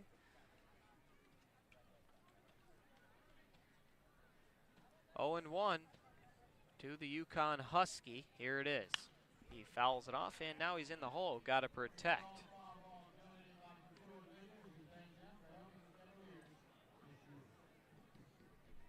It's going to be Hunter Stokely on deck. He's 0 for 2.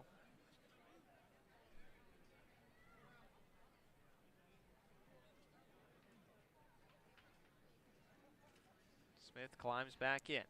Boucher on the mound, kicks and fires. It's fouled off. Smith doing a good job to stay alive. Still 0-2. Yeah, Stokely and Arndt, the only 2 guys here for Harwich who have failed to get on base today. Everybody else has found their way down to first at least once. Going into the bottom of the order, we'll see if they can contribute or if they'll be able to get up this inning. 0-2 again is bounced in the dirt. Nice stop behind the plate by Obertop. And it's 1-2 now.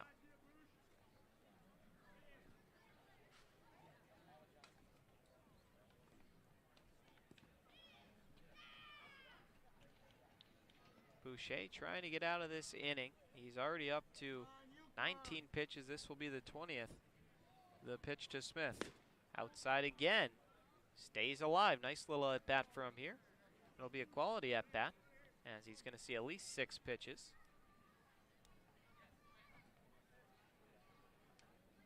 Smith, of course, the switch hitter.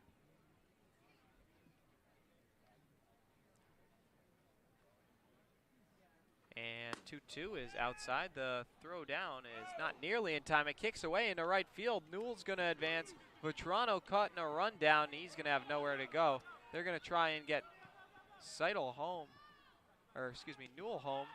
The throw, they're going to say everybody is safe. I'm not exactly sure how everybody's going to be safe. They could have just tagged out Vitrano. They take a shot for Newell. It doesn't pay off, and everybody moves up 90 feet. What a sequence that was. You have to give so much credit there to Joe Vitrano. First off, you need to acknowledge the fact that he was caught out on the base paths when he should not have been. The inning should have perhaps ended there.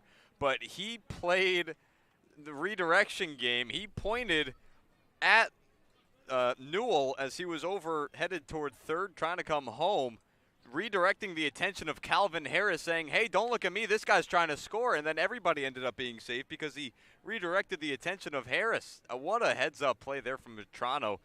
A mental game, a mind game there to help extend the inning here for Harwich. Runners on second and third now, 2 gone. And then just impressive that Newell was able to avoid the tag over at third, even to begin with, after his own teammate nearly sold him out. I think it's a little different than that. I will give my take after the 3-2 offering, and it's inside for ball 4. My take, I heard from Joe Vitrano, go, go, go. So his plan was to stall in the base pass long enough, because if Newell comes in and scores before Vitrano is tagged out, then that run is good. So he was basically trying his best to be a suicide runner and run around like a chicken with his head cut off until Newell scored. And Cotuit got greedy. They tried to cut down Newell for no reason when they could have had the out with Vetrano. He's not the fastest out there. They could have run him down, and it doesn't pay off. So now it's bases loaded with 2 outs for Hunter Stokely. I think either way, you have to credit Joe Vetrano for giving Harwich a chance here to extend the inning and put across more runs. Very high IQ play by him. And that is the inning. That is the reason the inning has been extended here. 0-1 to Stokely. Got a piece of him. A hit batsman. Everybody's going to move up 90 feet, and in comes Newell to score. So just like that, another Cotuit error will pay off. They are up to 4 errors in the ballgame now. Yeah, I mean, it's just been a slog here for Cotuit defensively. They cannot get out of their own way whatsoever. Coach Roberts wants an explanation. He doesn't think that ball caught Stokely, or maybe he thought he caught it off the bat. He's going to lose that argument.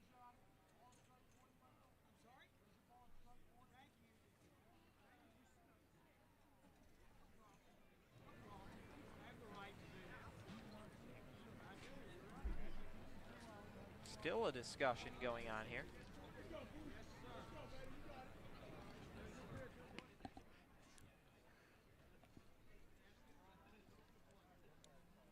So the new batter is going to be Brian Arndt.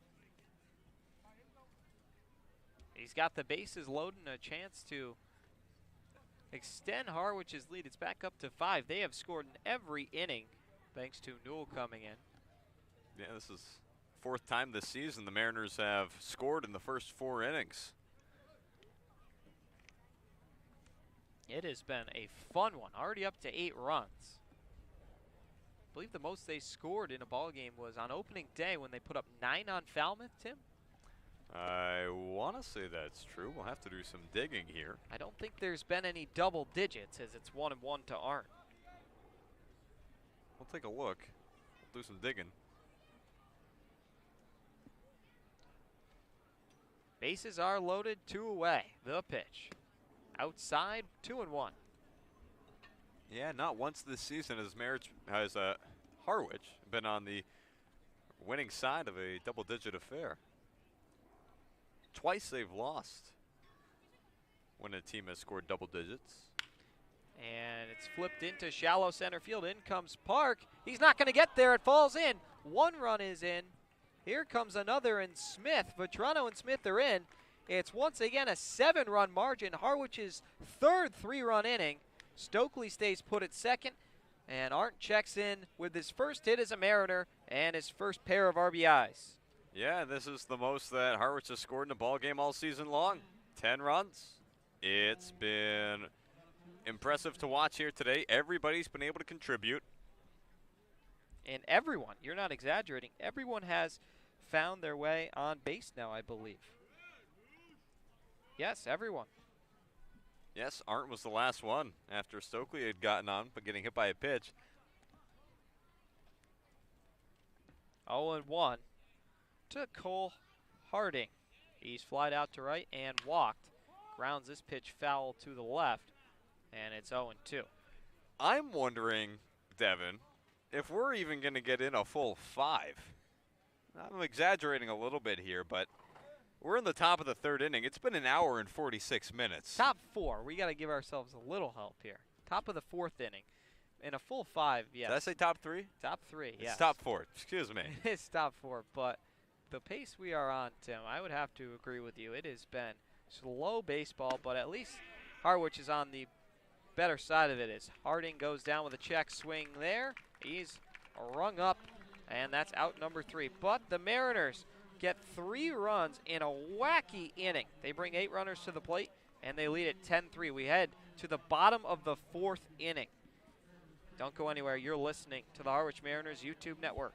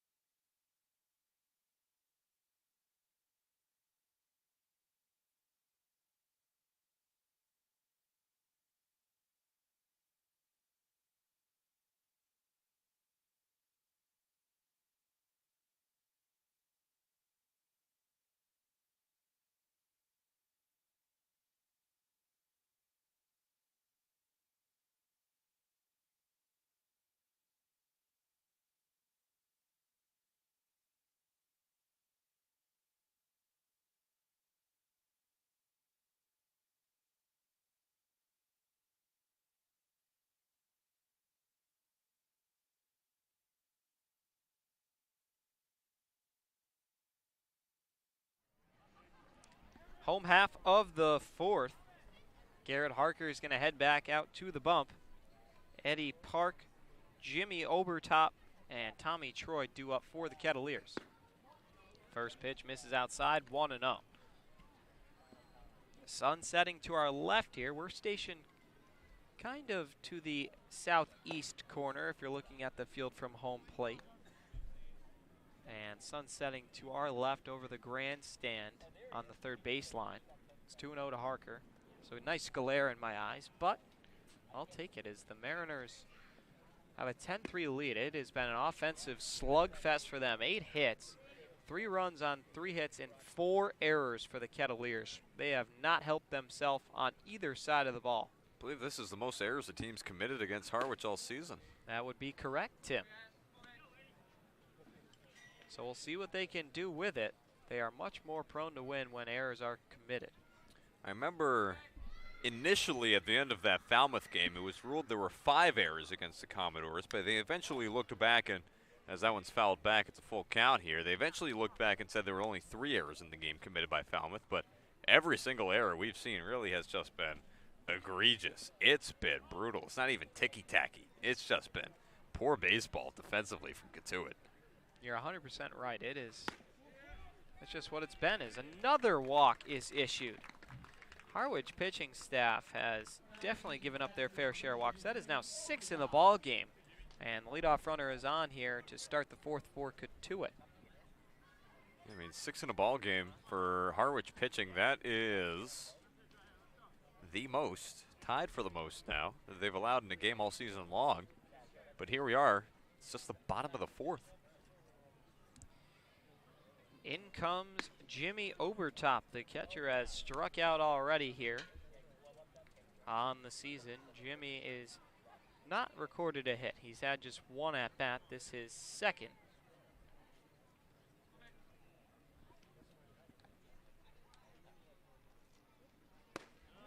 Oh, 1 run's just inside to even up the count. 91 on that pitch from Harker, Cincinnati, Ohio College. Here he goes to college at Cincinnati, a Bearcat. ERA of 7 there, wasn't great, but he's brought it down in Harwich, under 2. Breaking ball there, good stuff at 81 on the outside corner, makes it 1-2. He was the AAC Pitcher of the Week at one point this season.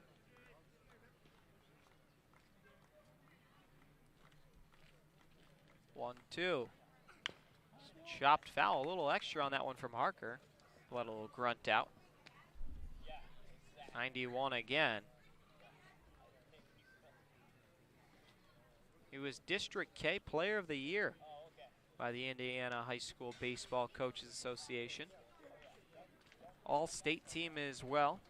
A lot of accolades for Harker. There goes the base runner, and it's going to get away from the catcher and Arndt. So a stolen base for Eddie Park. So now Cotuit's got a runner in scoring position. They got a lot of chipping to do, but it won't hurt to have no outs and someone straight across from home plate. Yeah, and they did a nice job back in the 3rd chipping into the Harwich lead. What was once 7, then brought down to 4. But what good does it do you when Harwich is able to come right back out and punch you in the mouth, score another 3, and wipe away that 3-run inning that Cotuit had.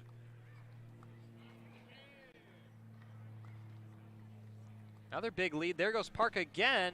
Arndt's not going to have a play as there was a nice screen set by the batter and Obertop. Couldn't get the throw off. 3 balls and 2 strikes now. Eddie Park weaseling his way around the bases without even a hit. He walked, stole 2 bases. He's on third, 90 feet away. 3-2 is downstairs. Garrett Harker really struggling. That is his 3rd walk he's given up of the game. That'll send out Coach Englert. He's going to jog out.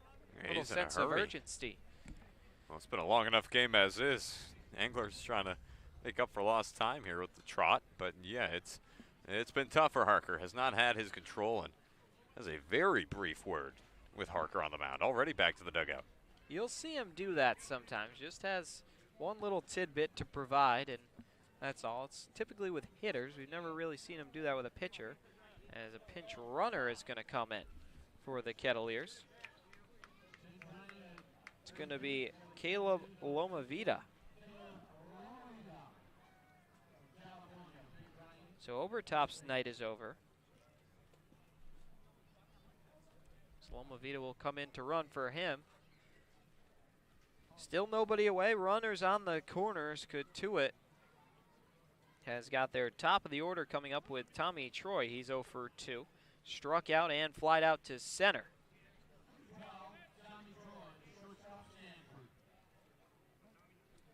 Harker's going to have a lot of pitching to do to get out of this jam with minimal damage. Bounces the first pitch in the dirt. Nice stop by Arndt, and it's 1-0.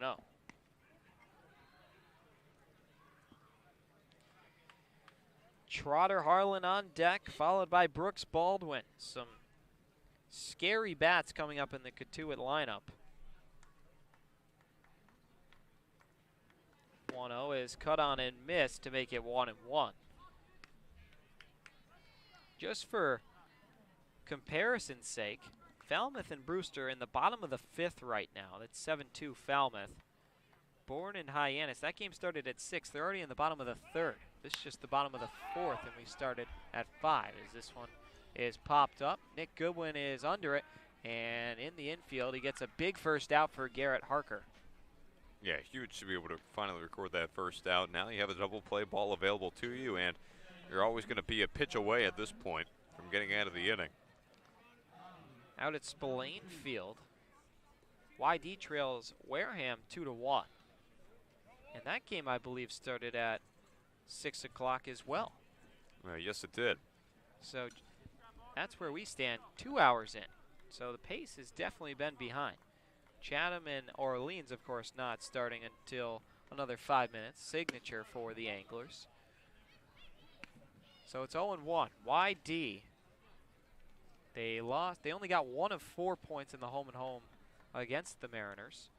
So we'll see what they can do. They trail the Gatemen, and their lead is dwindling as this one is lifted over into left field. In comes 1 run. Over to 3rd goes Lomavita, excuse me. So they get 1 back.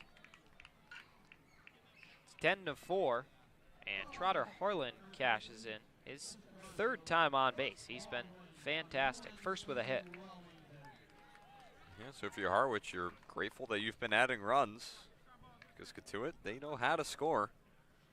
Yes, they've been struggling their past few games, but they know how to put up a good deal of runs. Again, 7 the other day against Bourne, and then 7 again against Falmouth back on the 4th.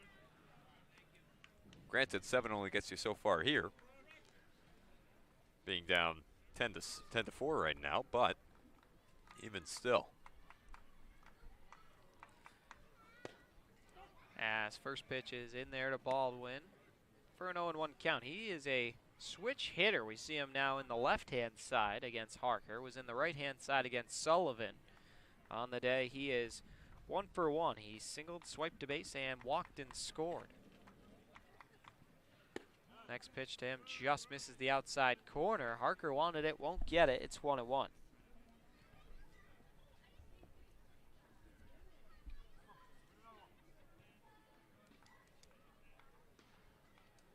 Harker once again into his set. Runners on the corners, 1 away. The pitch is caught on a miss. Big swing from Baldwin there. And now he's behind 1-2. Fantastic hitter all season long. As mentioned, leads the Cape Cod Baseball League. Hits .358. Tyler Johnson right behind him, hitting .360. He's already got a homer, and he'd love a chance to come up here. 1-2 is fouled off, up over the grandstands. We stay there, 1-2.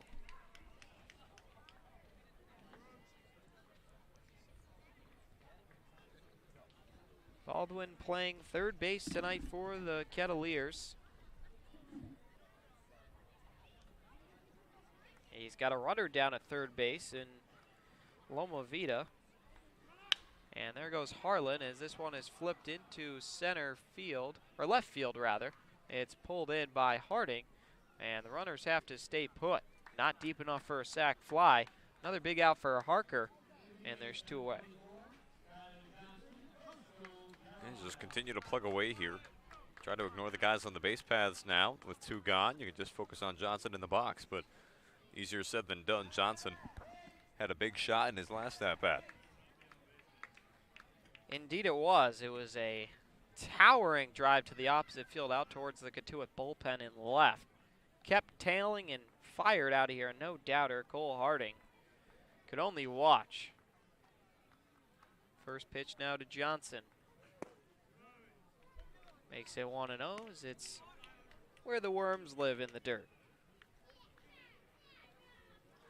4 runs on 4 hits and 4 errors for the Kettleers. 10 runs, 8 hits, no errors for the Mariners. There goes the runner. The throw down from Arndt is going to get into center field. Would have been a run down. And a run comes in. Harlan was dead to rights. Caught in the base path. He was going to try and pull a page out of Vetrano's book and stall so that the run could come in. Goodwin can't pick it. It will be an error charge to the Mariners. And the Kettleers get another one back. Just when Harwich have been playing a clean game defensively, for what they've been able to keep into their control, you're hurting yourself not being able to get off the field with 2 outs. Saw it happen back in that 3rd inning with 2 gone, and now here with 2 gone, you waste a golden opportunity on the throw down to be able to get out of the inning unscathed, or rather with just the 1 run across, but now 2 have scored. So the error, I believe, will be charged to Arndt. Still waiting on a confirmation for that. 1-2 to Johnson. Trying to hang in there against Harker. It's 10-5 Mariners. The pitch. It's fouled off. He stays alive.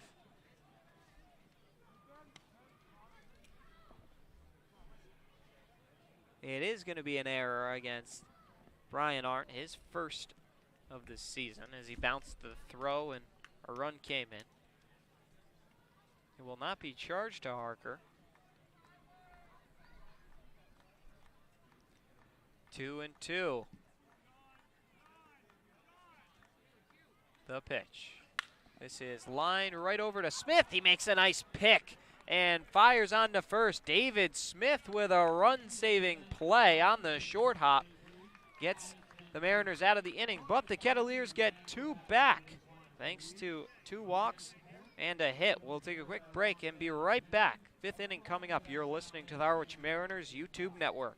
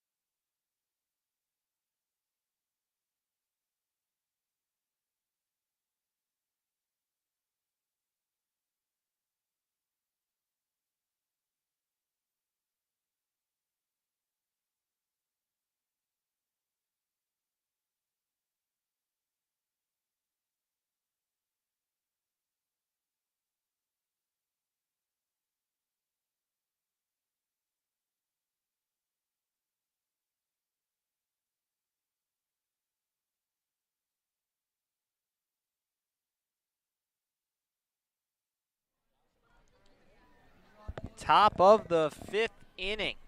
Top of the order due up as well. 8 hitters all came up in the 4th inning. The only one was Nick Goodwin. He gets to lead off the 5th inning now. He's already doubled and homered along with a strikeout. As we have a call to the bullpen, night is over for Boucher. He went an inning, allowed 2 hits, 3 runs, all earned, walked 2 and struck out 2. Not an ideal line for him. It's going to be Carson Swilling out there. 5'11", 196 pounds from Auburn. His 3rd appearance, he's 0-1 over 1 1/3 innings pitched. He's allowed 3 earned runs and 2 hits as Goodwin connects with yet another one into left center field for his 3rd hit of the ball game. Joins Joe Vetrano as the 2 Mariners with 3 hits each. He's a triple short of the cycle at that. Double, single, and a home run in this game for Goodwin. He's been fantastic. 7 total bases. But to finish that line for Swilling, he's allowed 2 hits, 2 walks, has not struck anyone out, and his ERA in that limited sample size, 20.25, with a 3.00 whip in batters hitting 333 against him. Back in there is Goodwin. Sun starting to escape behind the bleachers. And we've talked about it, Tim, but it's a good thing this is a day game, or we could be here until tomorrow. Yeah, and luckily there is an 11 o'clock curfew, but I genuinely think as first pitch comes in for a called strike to Chris Newell, if this game's played in Harwich, 6:30 first pitch with lights, very well may hit that curfew time of 11 o'clock, where games have to be cut off. Yeah, the way it's been going, I wouldn't doubt it. 0-1 to Chris Newell. And he fires this one out to left field, but there is Carter Trice by the warning track. He hauls it in a little awkwardly. Goodwin thought about advancing, but he retreats to first. So it's a long fly ball for Chris Newell. Out number 1.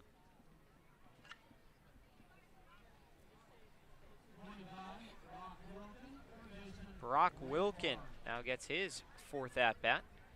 He is 0 for 3, but has scored a run. We'll see what he can do here. Trying to join the hit department. Hitting .250 on this season. Brock and Chris Newell do not have a hit tonight, but Goodwin and Vetrano, outside of them, sandwiching them, have 6 together. So they've picked up for those 2 guys, and everybody has scored. Newell scored twice. He's got 2 walks, and Wilkin has also come around after reaching on an error. Yeah, I was going to say, they're finding ways to get on and contribute. Finally setting up Joe Vetrano, who's been waiting to get guys on ahead of him, because he's been hitting well. We mentioned it. He's hitting over 300 in his past 10 games, but nobody's been on base for him to drive around, and so it's now coming together. People are getting on for Vetrano, contributing throughout the rest of the lineup. Otherwise, it's through and through offensively. It's been fantastic. This one is popped foul over towards the dugout, and it is hauled in. A nice play by the first baseman, C.J. Kafis, right by the Mariner dugout to pull it in, and there's 2 away. Yeah, I mean, did not have a whole lot of room there. He was right up against it at the Mariners dugout, but impressive, able to reel it in and record a big out. Outs have been tough to record here today against Harwich, so huge you're able to get one there. So Joe Vetrano, looking for his first 4-hit game of the season, steps up to the plate here. We'll see what he can make of it. They've all been hard hit, except his first one just snuck through the hole. It's 0-1 now to him. Yeah, another hit would match his college high back at BC. Had 4 against Presbyterian College back in February. Goodwin still on first base. Vetrano trying to drive him around. Harwich has scored in every inning thus far, but in jeopardy of not doing that here as that one clangs off the post, holding up the netting, and is fouled. So it'll be 0-2 quickly to Vetrano. That made a funny noise. Yeah, kind of like kettlebell, per se. Well, there you go. I wish I had perfect pitch so I could tell you what tone that, or what key that That hit was in. 0-2 misses up and away, 1-2. 92 miles an hour on that pitch from Swilling.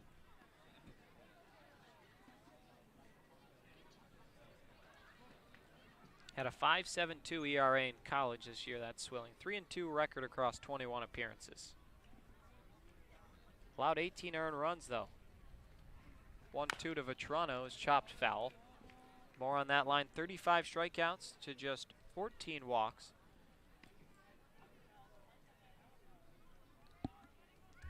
Trying to get out of it now. His freshman year is great. 3.34 ERA. 21 appearances once again. Pair of saves. Allowed just 14 earned runs. He's got Vetrano down 1-2, trying to put him away. Back in there easily is Goodwin over at first. He's not really threatening to run, but some insurance never hurts. 10-5 Mariners here, top of the 5th inning. The pitch. Vetrano goes down swinging. First time he's been retired tonight. And after the leadoff single, Schilling sets the next 3 down. So Mariners have nothing doing for the first time all game. No runs. We head to the bottom of the 5th. Cotuit trying to capitalize. We'll be right back. You're listening to the Cape Cod Baseball League on the Harwich Mariners YouTube network.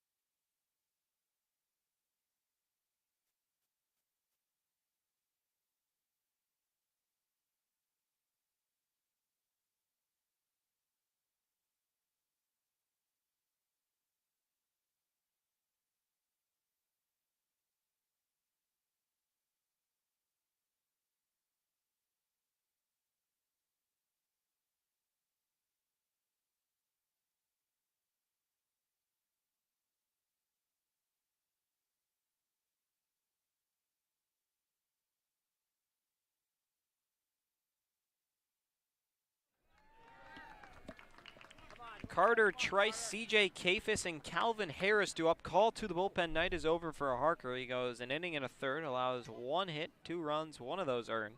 Walks 3, strikes out 1. Carl Hartman making his, Mariners debut.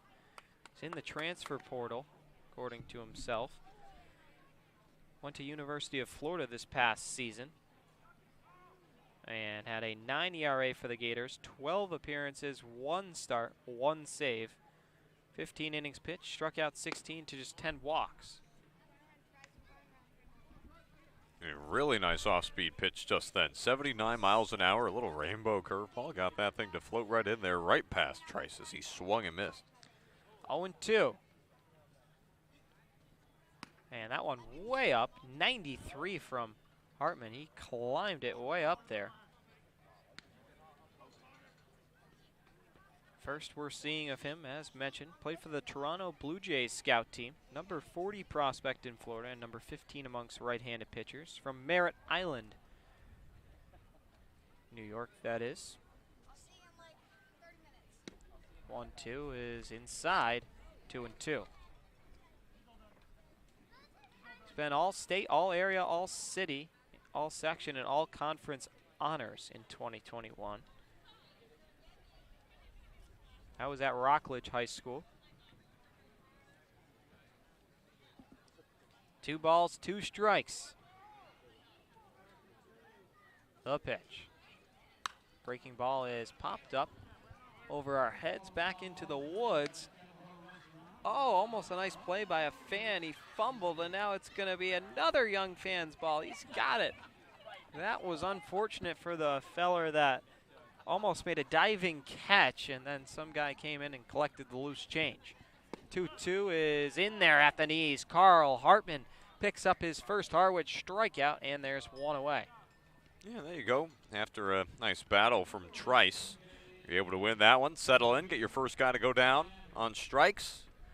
Quite the way to introduce yourself to the Cape Cod Baseball League.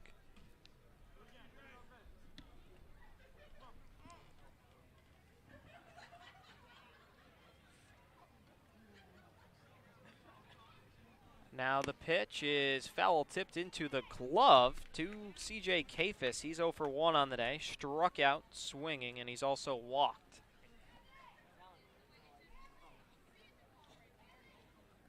(10-5) the score. Hartman looking for a clean inning after it was a good one for Cotuit in the top half. We've had some long innings in this ball game. Harwich only twice out of their 5 innings have they had less than 7 batters come up to bat. This one slapped into deep left field, but Cole Harding is there. That one was labeled for extra bases, but it'll be allowed out number 2 for CJ Kafis. Yeah, and exactly what you need here if you're Harwich. Stay locked in, work a quick inning defensively. Did see Harwich retire the first 2 batters back in that 3rd inning, but then proceeded to let up 3 runs. So inning's not over till it's over. Harwich needs to be able to get off the field with 2 outs here. Something that hurt him last inning too. This one is lined into center field on the first pitch to Calvin Harris. He gets his 2nd hit of the ball game, and the first that Carl Hartman has allowed here with 2 away.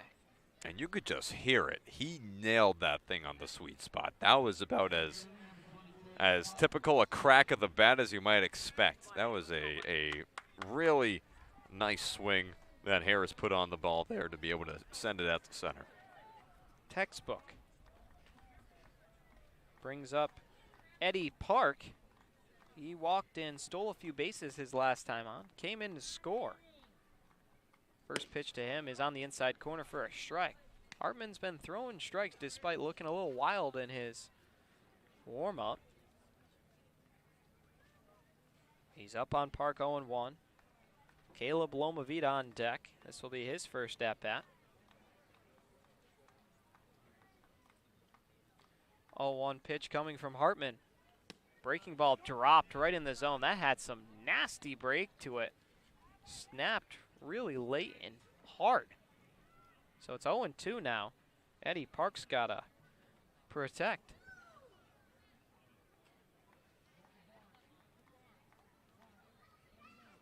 And I believe a balk going to be issued on Hartman, as down to second goes Harris.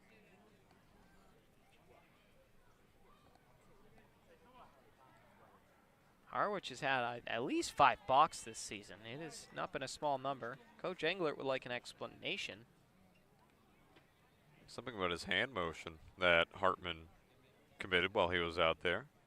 Have to wonder how that affects the pitcher mentally. We'll see how Hartman's able to stay settled. 0-2 to Eddie Park. He's got a few pitches to waste. We'll see if he messes around or not following the balk. It's bounced in the dirt, gets away from Arndt, and he's got no play there. So it'll be another runner advancing down to third base in Calvin Harris. Hartman's trying to get out of this inning cleanly, but a runner threatening 90 feet away. Eddie Park trying to move him on in. 1-2. This is grounded right over Hartman's head and under the glove of Smith into center field. So another run in for the Kettleers. They now trail by just 4. And Tim, you said it perfectly. Get out of the inning with 2 outs. They were unable to accomplish that mission. And they get another run out of it on back-to-back hits and a few mistakes.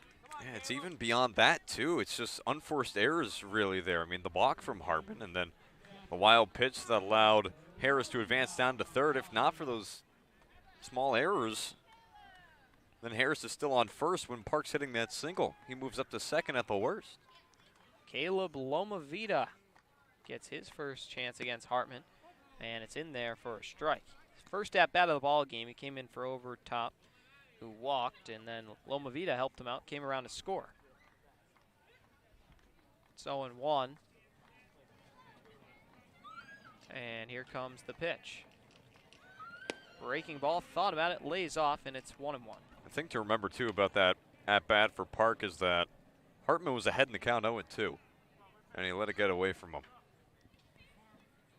Still getting those CCBL jitters out. We'll see what he's got here. 1-1. He's in there at the knees, make it 1-2.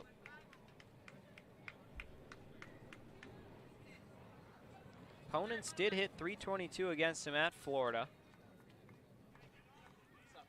Pitches to contact.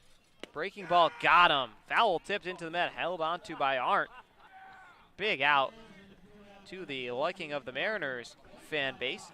But the Kettleers get one back. They have now scored in 3 straight innings. We take a quick break and head to inning number 6, 10-6 Mariners. You're listening to the Harwich Mariners YouTube network.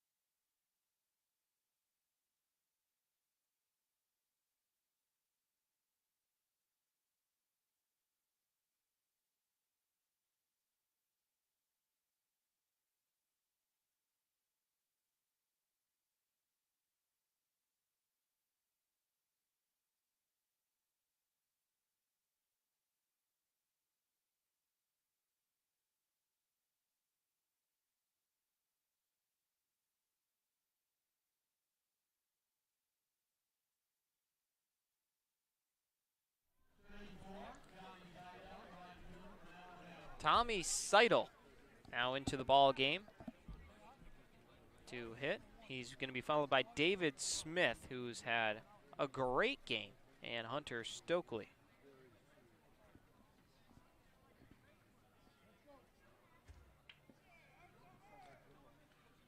I mean, it's been a great game for everybody. You know, it's really up and down. Goodwin with a hit. Vetrano, Seidel, Smith, Arndt. Everybody has scored except the bottom three. Stokely, Arndt, and Harding looking to come on around the bases. 1-0 pitch to Seidel is lifted into left field. Going back is Trice, and that one is over his head. Seidel rounding first, heading to second. He's going to take another big turn and is held up there. So it'll be a leadoff double for Tommy Seidel. His second hit today. He's already singled and scored. He's 2 for 4. And that's how things get going here in the 6th. It's the 5th time a Mariner's gotten on to lead off the inning. The 4th time it's been led off with a hit, and the 2nd time it's been led off with a double. Offensive production here today from Harwich is truly unprecedented, what we've been seeing. It really has been. 10 hits for the Mariners. They had 11 against YD last night. Of course, that game never finished. David Smith climbs in. He's been on base 3 times tonight. Single, stolen a couple bases, walked and scored in that same fashion twice. He has filled in really well in the middle of the lineup. They take a look over at Seidel, always a threat to run. Very pesky, of course. Dancing off of second, and here comes the pitch. It's cut on a miss by Smith to make it 0-1. On the mound is still Swilling. He allowed 2 hits in his first inning, but did not give up any sort of runs. First Kettleer pitcher not do that. And they'll take a look at Seidel. He's back in there safely without a throw. Still 0-1 as Seidel playing mind games, taking up most of the time of Swilling.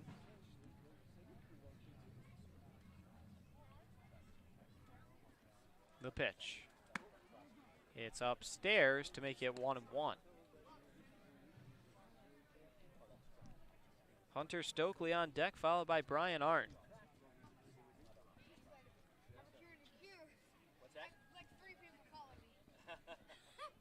The pitch. This is grounded over towards second and fielded by Harlan. He fires on to first. They're going to call Smith out. I don't know about that one. Looked to be a bang-bang play, and it goes in the favor of the Kettleer. Smith almost legged out an infield hit. He does get Seidel over to third, however. Yeah, tough. It was close. Certainly was close. That ball took its time making its way down to Harlan. And Smith, he's got some speed. He's stolen 2 bases here today, so impressive. He was close to making it there, but yeah, just a hair short. I would definitely like to see the slow-mo on that. Mariner bench was not pleased, but at least they have the run support where they can brush it off and go about as Stokely lifts this one out to deep right field. Should be enough for Tommy Seidel. It's fielded by Harris. Here he comes home. The throw is going to be cut off and not in time. Is in there standing up is Seidel. He has scored for the 2nd time tonight, and it's 11-6 Harwich. Yeah, nice job by Seidel as he's able to make the run home, and Stokely as he was able to get that thing just deep enough to be able to drive in Seidel. You don't need it all that deep when Seidel's on third. So now Brian Arndt will climb in. He on the day is 0 for 2. He's also been, or he's 1 for 3, excuse me. I was looking at Stokely's line once again. He's down in the count 0-1. Did have a single in his last at bat in the 4th to drive in a couple. 0-1 misses down and away. So it's 1-1.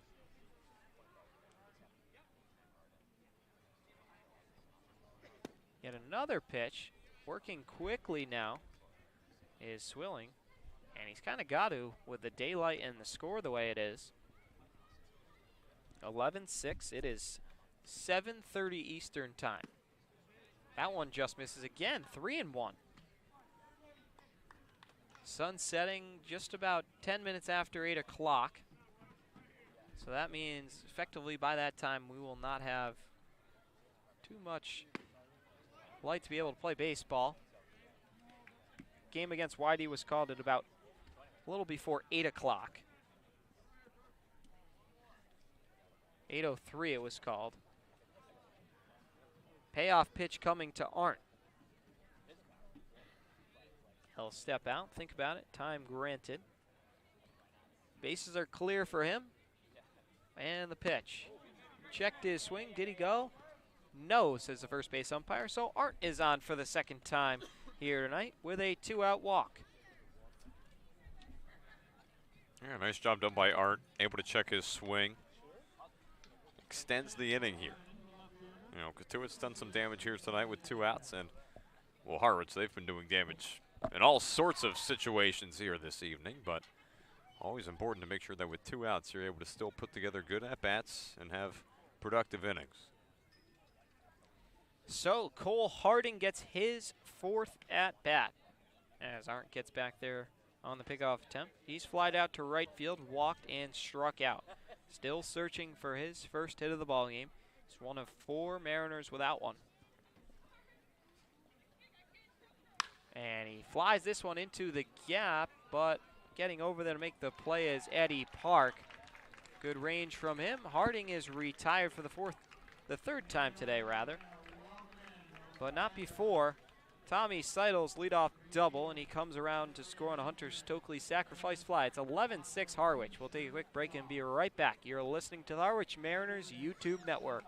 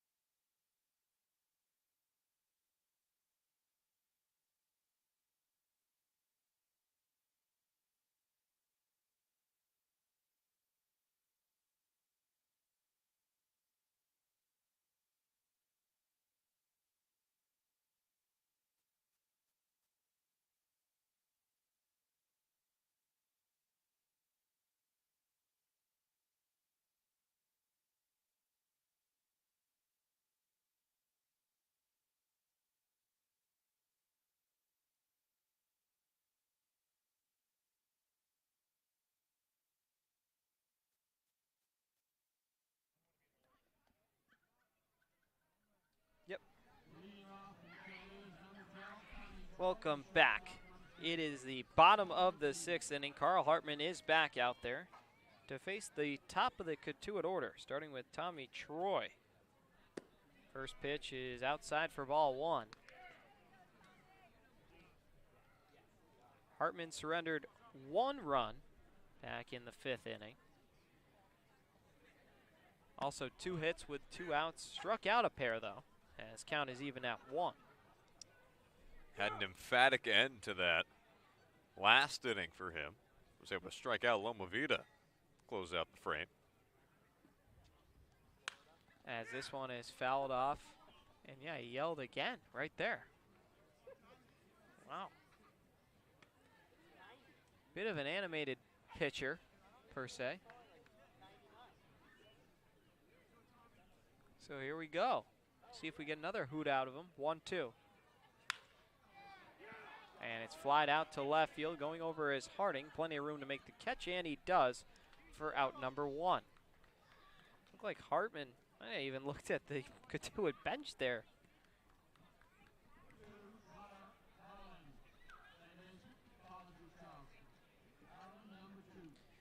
So one down for Trotter Harlan. He has been a pest.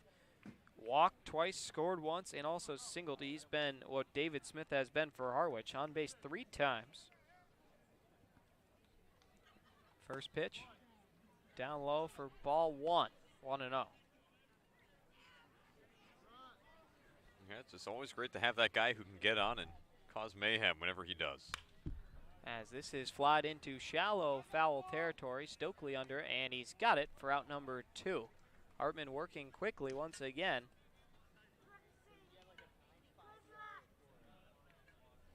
Yeah, and you need that if you're Harwich. Again, just kind of work through these innings efficiently. You have a 5-run lead here. Just sort of keep your composure and keep recording outs. Doing a nice job of that here. But again, 2 outs. Can Harwich get off the field? Twice now they've allowed runs when getting up to 2 outs in an inning.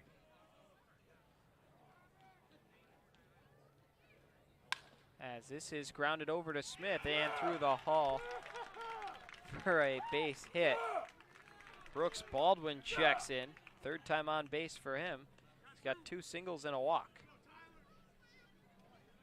So that is yet another time that 2-out offense has happened for Cotuit. Hartman got a quick 2 outs in the 5th and gave up back-to-back hits. Baldwin on here. Let's see what Tyler Johnson can make of the opportunity.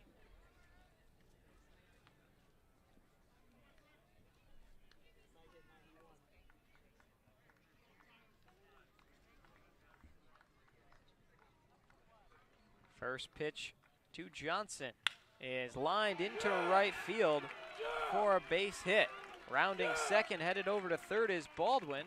Johnson holds up at first, and there's runners at the corners now as Hartman is giving up back-to-back hits. And here we go again. As mentioned, you get the first 2 outs, but that 3rd one's so tough to get. It's never given. Coach Rosen will go out to the mound, talk things over with Hartman.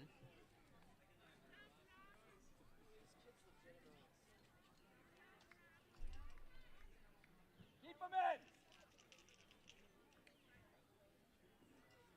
See what decision they decide to make.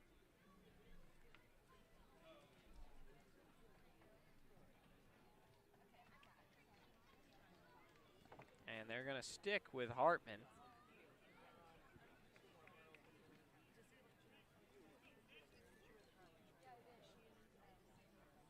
So it's 11-6. 8 hits now for the Kettleers. They have crept right back.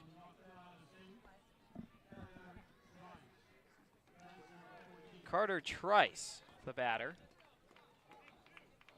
Hartman in another jam.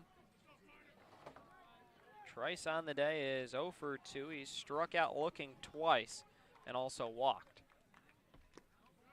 First pitch to him, bounced in the dirt for ball 1. 76 on that pitch from Hartman. Trying to stay loose out there and get through this inning. The pitch. Breaking ball in on the hands and makes it 2-0.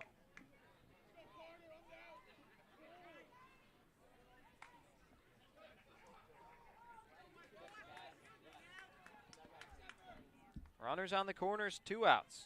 Trice trying to extend the inning, pass the torch for the Kettleers. Fastball just misses the outside corner, 3-0. Yeah, I mean, some easy takes here from Trice. Hartman's trying to find the strike zone, but it's been a bit of a struggle here this at-bat. Control hasn't been what it's been. He's had some great pitches prior to this one. Some great at-bats, but it's been a struggle here. 4-pitch walk. Baseball a mental game, and right now Hartman is losing that battle. Bases are all loaded up. One swing of the bat can make this a 1-run game. Coach Engler is going to walk out to the mound and probably make a change, to the dismay of Hartman.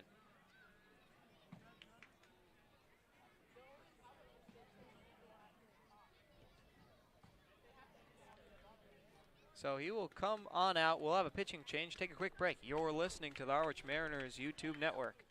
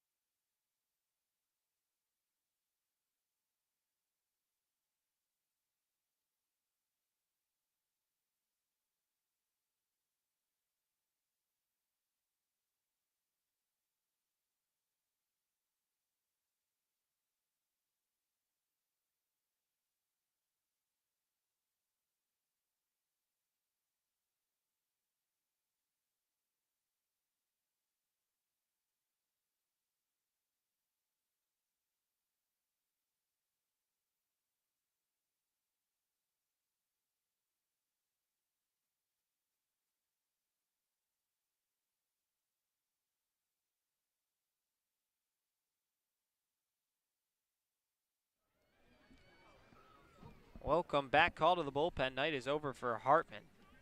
His line's still open. Blake Purnell, the new wing. Take a quick look around the Cape Cod Baseball League. Falmouth on top of Brewster 7-3 in the top of the 8th. Hyannis leads Bourne 7-4 in the top of the 5th. Wareham and YD knotted up at 2 in the bottom of the 6th. And Orleans and Chatham with nothing on the scoreboard in the bottom of the 3rd. Blake Purnell, this will be his 6th appearance.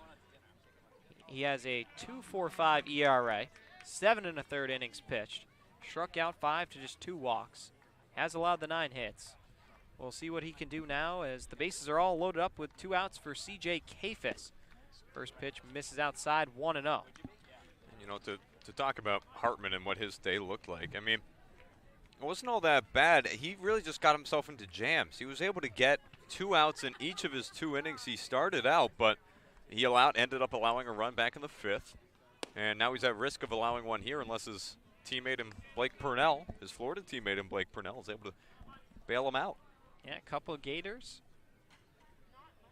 Purnell from Boynton Beach, Florida. 2 balls, no strikes to Kafis. He had a loud fly out, and he grounds this one right back to Purnell. He's going to get in a foot race to the bag, flips on to Stokely. Stokely loves it, gives him a point, and picks up his Florida Gator teammate in Carl Hartman. That's out number 3. We head to the 7th inning. 11-6 Mariners. You're listening to the Harwich Mariners YouTube network.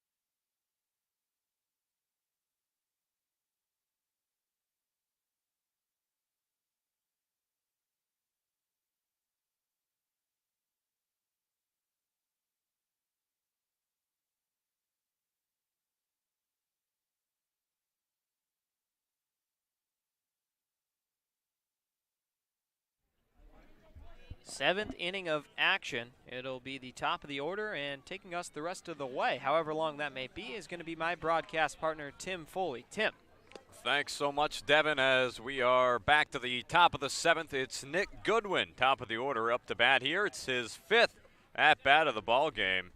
He is a triple shy of the cycle, as that one's going to be hit left side. That'll be picked up by Baldwin. Thrown to first is in time, 1 gone.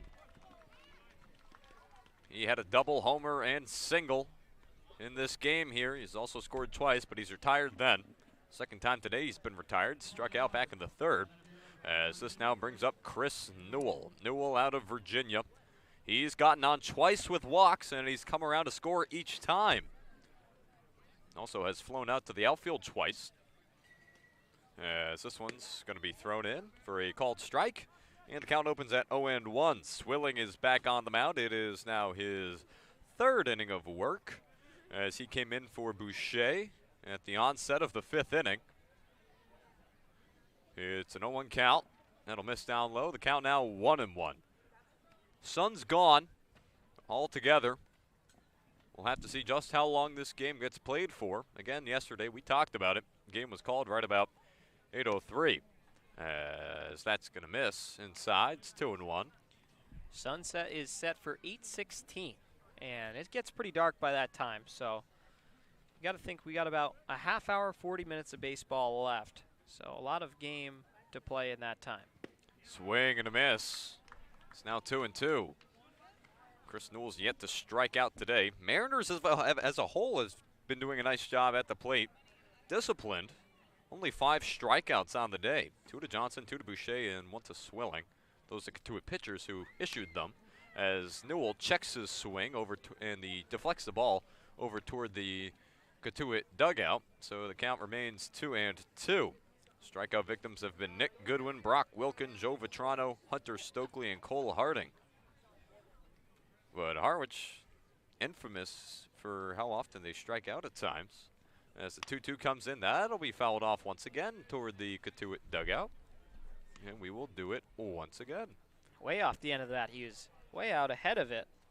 Swilling trying to pick up a punch out here.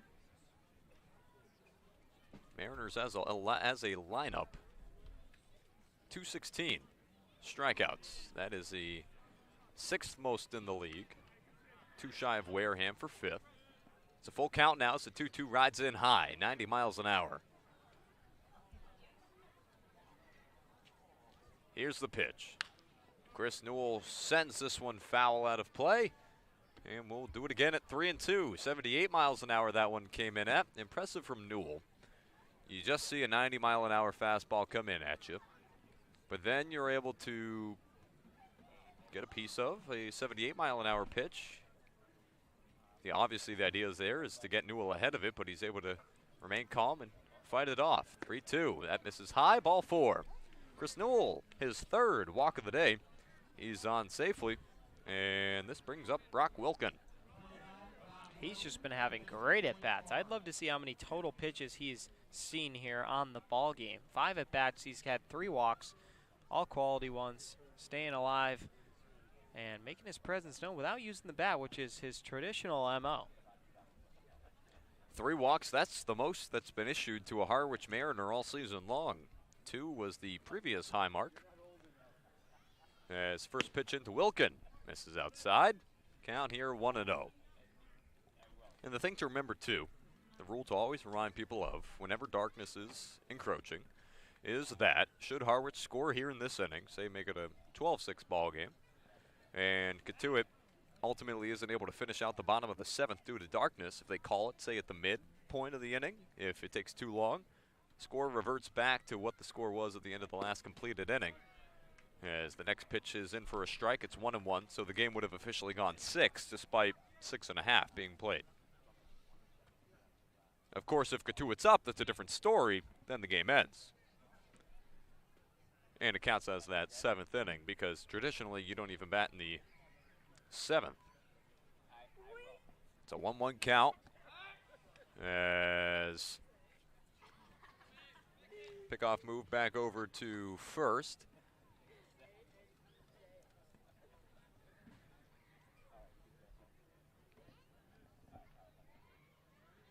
Swilling the pitch. Swing and a miss from Wilkin.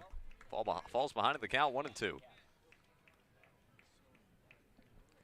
Wilkin still without a hit today. Searching for that first one. He's 0 for 4. And a guy that's more than due. We'll see if he can cash in here. And you'd think with all the offense, 10 hits, that Brock Wilkin would have had one of them. Had 2 yesterday, including a home run. Still nothing doing with the bat. Another pickoff attempt. Back over safely is Newell.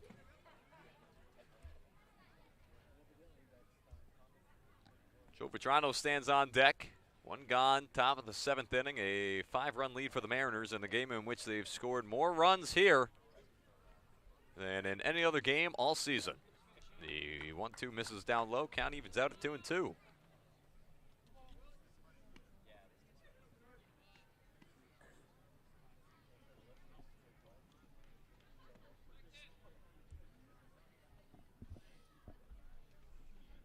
Swilling stares over toward first.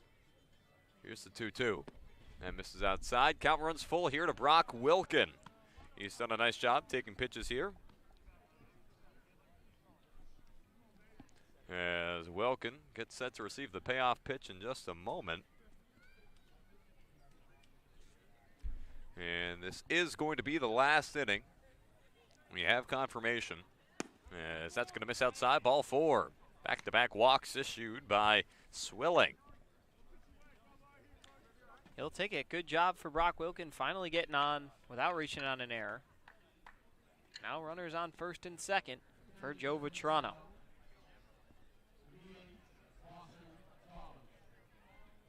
As Joe Vetrano stands in now, he is 3 for 4 on the day.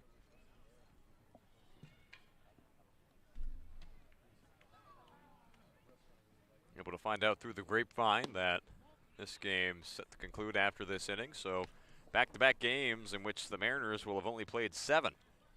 Yesterday at YD only went 7. That's 6-6 affair.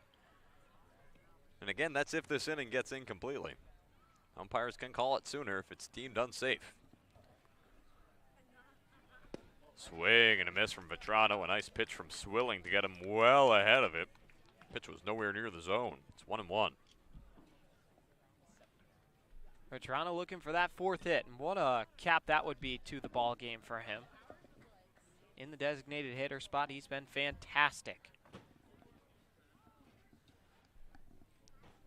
Swilling stares back at Newell. The 1-1 finds the top of the zone at 79 miles an hour, and it's 1-2.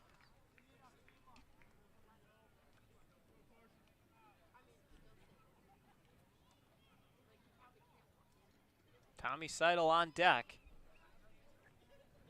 1-2 skips in the dirt, bounces out in front of Overtop, and that'll keep everybody at their station. It's a 2-2 count now. Overtop. Loma Vida. Or pardon, yes, that is Loma Vida. Excuse me, as Overtop was taken out of the game. We've been really put to the test, Tim, between YD and Cotuit with all the defensive changes. Yesterday was madness without the game live. Got it now, so we're getting a little more bailed out, but I meant to denote that in my scorebook as well earlier. I guess that's come back to bite me now. It's a 2-2 count. 1 gone, top of the 7th. The pitch. Foul tip that goes back and is blocked by Loma Vida. I'll come back over to the near side. And so it's a 2-2 count still here to Vetrano. Again, he's working on a 4-hit day if he's able to get a piece of one here. 3 hits. It's a CCBL high for him. He'll step back out very briefly here. As we take a look across the Cape Cod Baseball League, take a look at the scoreboard in just a moment here. 2-2 comes in. That misses high, ball 3. Full count here. 3rd straight full count from Swilling. Falmouth leads Brewster in the top of the 8th inning. Meanwhile, Hyannis leads Bourne. That's in the top of the 5th at McKeon Park. YD's leading Wareham 3-2 in the top of the 7th at Spillane, and Orleans leads Chatham 1-0 in the bottom of the 4th. Here's the 3-2. Vetrano pops it up out of play, and we'll do it again at 3-2. 3 very quality at-bats here from the Mariners. Newell got on with a walk, as did Wilkin. Now Vetrano, he's looking to do the same here perhaps. Trying to draw what would be the 4th walk of the outing for Swilling.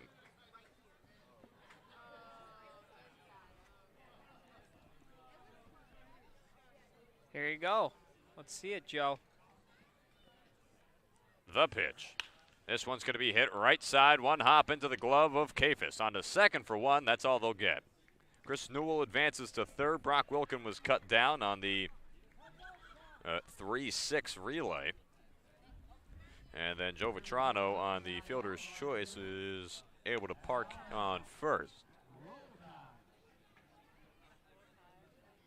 So Tommy Seidel looking for another run. Extend this lead, extend all your highs for the Mariners, and then come down, shut it down in the 7th. Seidel on the day, double and a single. He's come around to score both times. Alabama product. It's got Newell on third, Vetrano on first. Harwich has scored in 5 out of the 6 innings so far. This one's hit on the ground left side, cut off by Baldwin. Thrown to first in time, the inning ends. The Mariners leave 2 stranded. They still lead it 11-6. We'll be back on the other side of the break. You're listening to the Harwich Mariners YouTube network.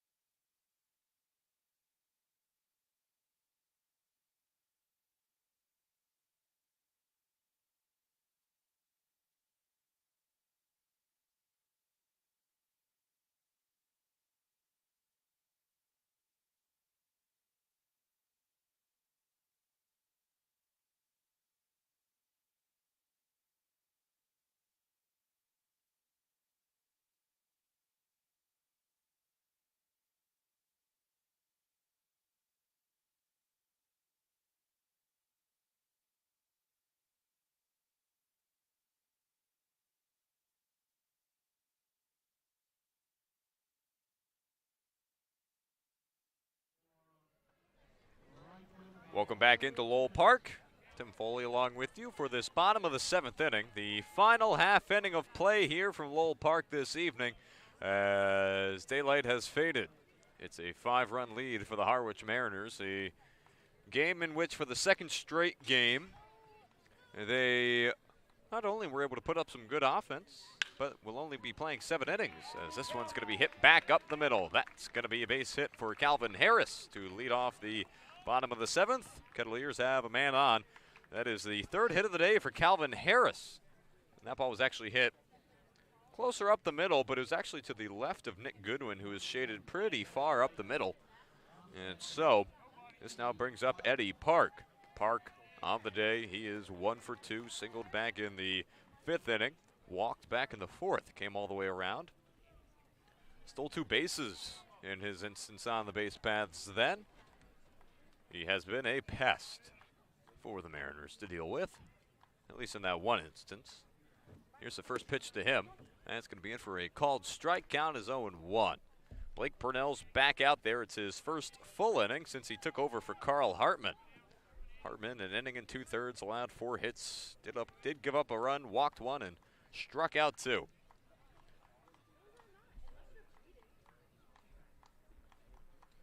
It's an 0-1 count. Here's the pitch. That's going to be hit left side. Catch is made by Goodwin. Nick Goodwin diving to his left. He's able to reel it in and record the first out of the bottom of the 7th inning. What an extension from Nick Goodwin. That thing had left field plastered all over it. But Nick Goodwin steals it from Park. 1 gone in the bottom of the 7th inning. This brings up Caleb Lomavita, who came in, pinch ran for Jimmy Obertop back in the 4th inning, and then in his first at-bat, struck out swinging. That was back in the 5th inning, and now here we are in the 7th. Lomavita stands in, Purnell delivers. First pitch chopped on the ground left side, picked up by Wilkin, on to second for 1, on to first, not in time. Lomavita, good pace, makes it down to first. That does cut down Harris, the lead runner. So, on a 5-4 relay, there's now 2 gone.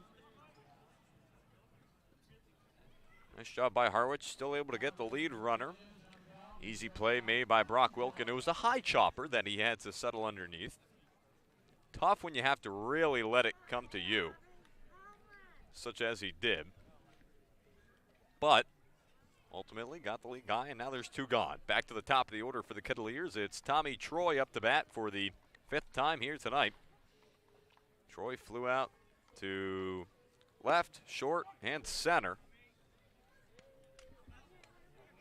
struck out back in the first inning as well. He has an 0 for 4 day. It's been a tough day for him. Meanwhile, I mean, offensively, Cotuit's not had a bad day. But again, the biggest problem for them this season, at least of their most recent games, has been the fact that the pitching has been subpar. This one's hit on the ground over to Goodwin. Throw on to first.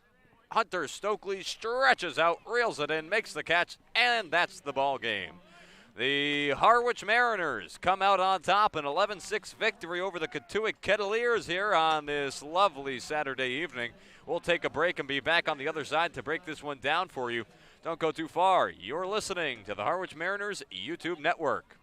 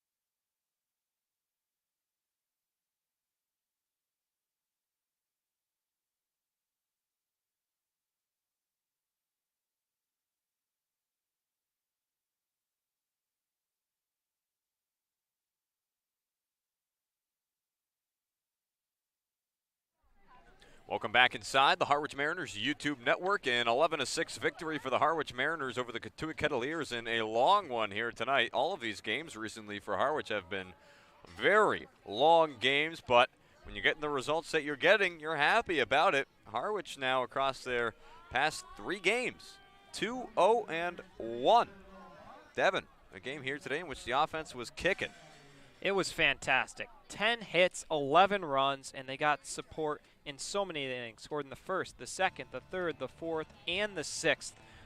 3 runs were scored in the first, third, and fourth. They came in bunches here tonight. A lot of positive. Nick Goodwin, triple shy of the cycle. We saw a 3-hit game from Joe Vitrano as well. David Smith was on base 3 times. Just so much you can talk about. Everyone in the lineup contributed, whether it was with a hit or a walk or some way, shape, or form. It was fantastic. The pitching has had better nights, but nice to see Garrett Harker get his first win. Yes, Harker did pick up the win, came in, pitched an inning and a third, allowed 1 hit, 2 runs, only one of which was earned, walked 3 and struck out 1. So right place, right time for him as he's able to help pick up the win in a day which the pitching left a bit to be desired, but the bats really did pick him up. And so Harwich able to ultimately come away with the big 11-6 victory. So as we get set to wrap this one up, Devin, any final thoughts for you? They've gotten points in 7 of the last 8. They're starting to heat up at the right time with playoffs hovering around the horizon. Should be a fun rest of the way, Tim. Yeah, with the way the offense has been picking up these past few games, I certainly agree. Seems like the Mariners are starting to turn a corner here, and that the upcoming stretch should be a competitive one. So with that, we leave you. The Harwich Mariners come out on top, 11-6 over the Cotuit Kettleers. Mariners are going to be back in action tomorrow, a 5:30 first pitch. The Hyannis Sound are going to be performing the national anthem over at White House Field. Certainly you do not want to miss that. So by all means, if you're in the area, come on down, check out the game, and be sure to take in another Harwich Mariners baseball game. Well, for my broadcast partner, Devin Dobick, and for the rest of our media team here from Lowell Park, I'm Tim Foley saying thanks so much for watching, and we'll see you tomorrow.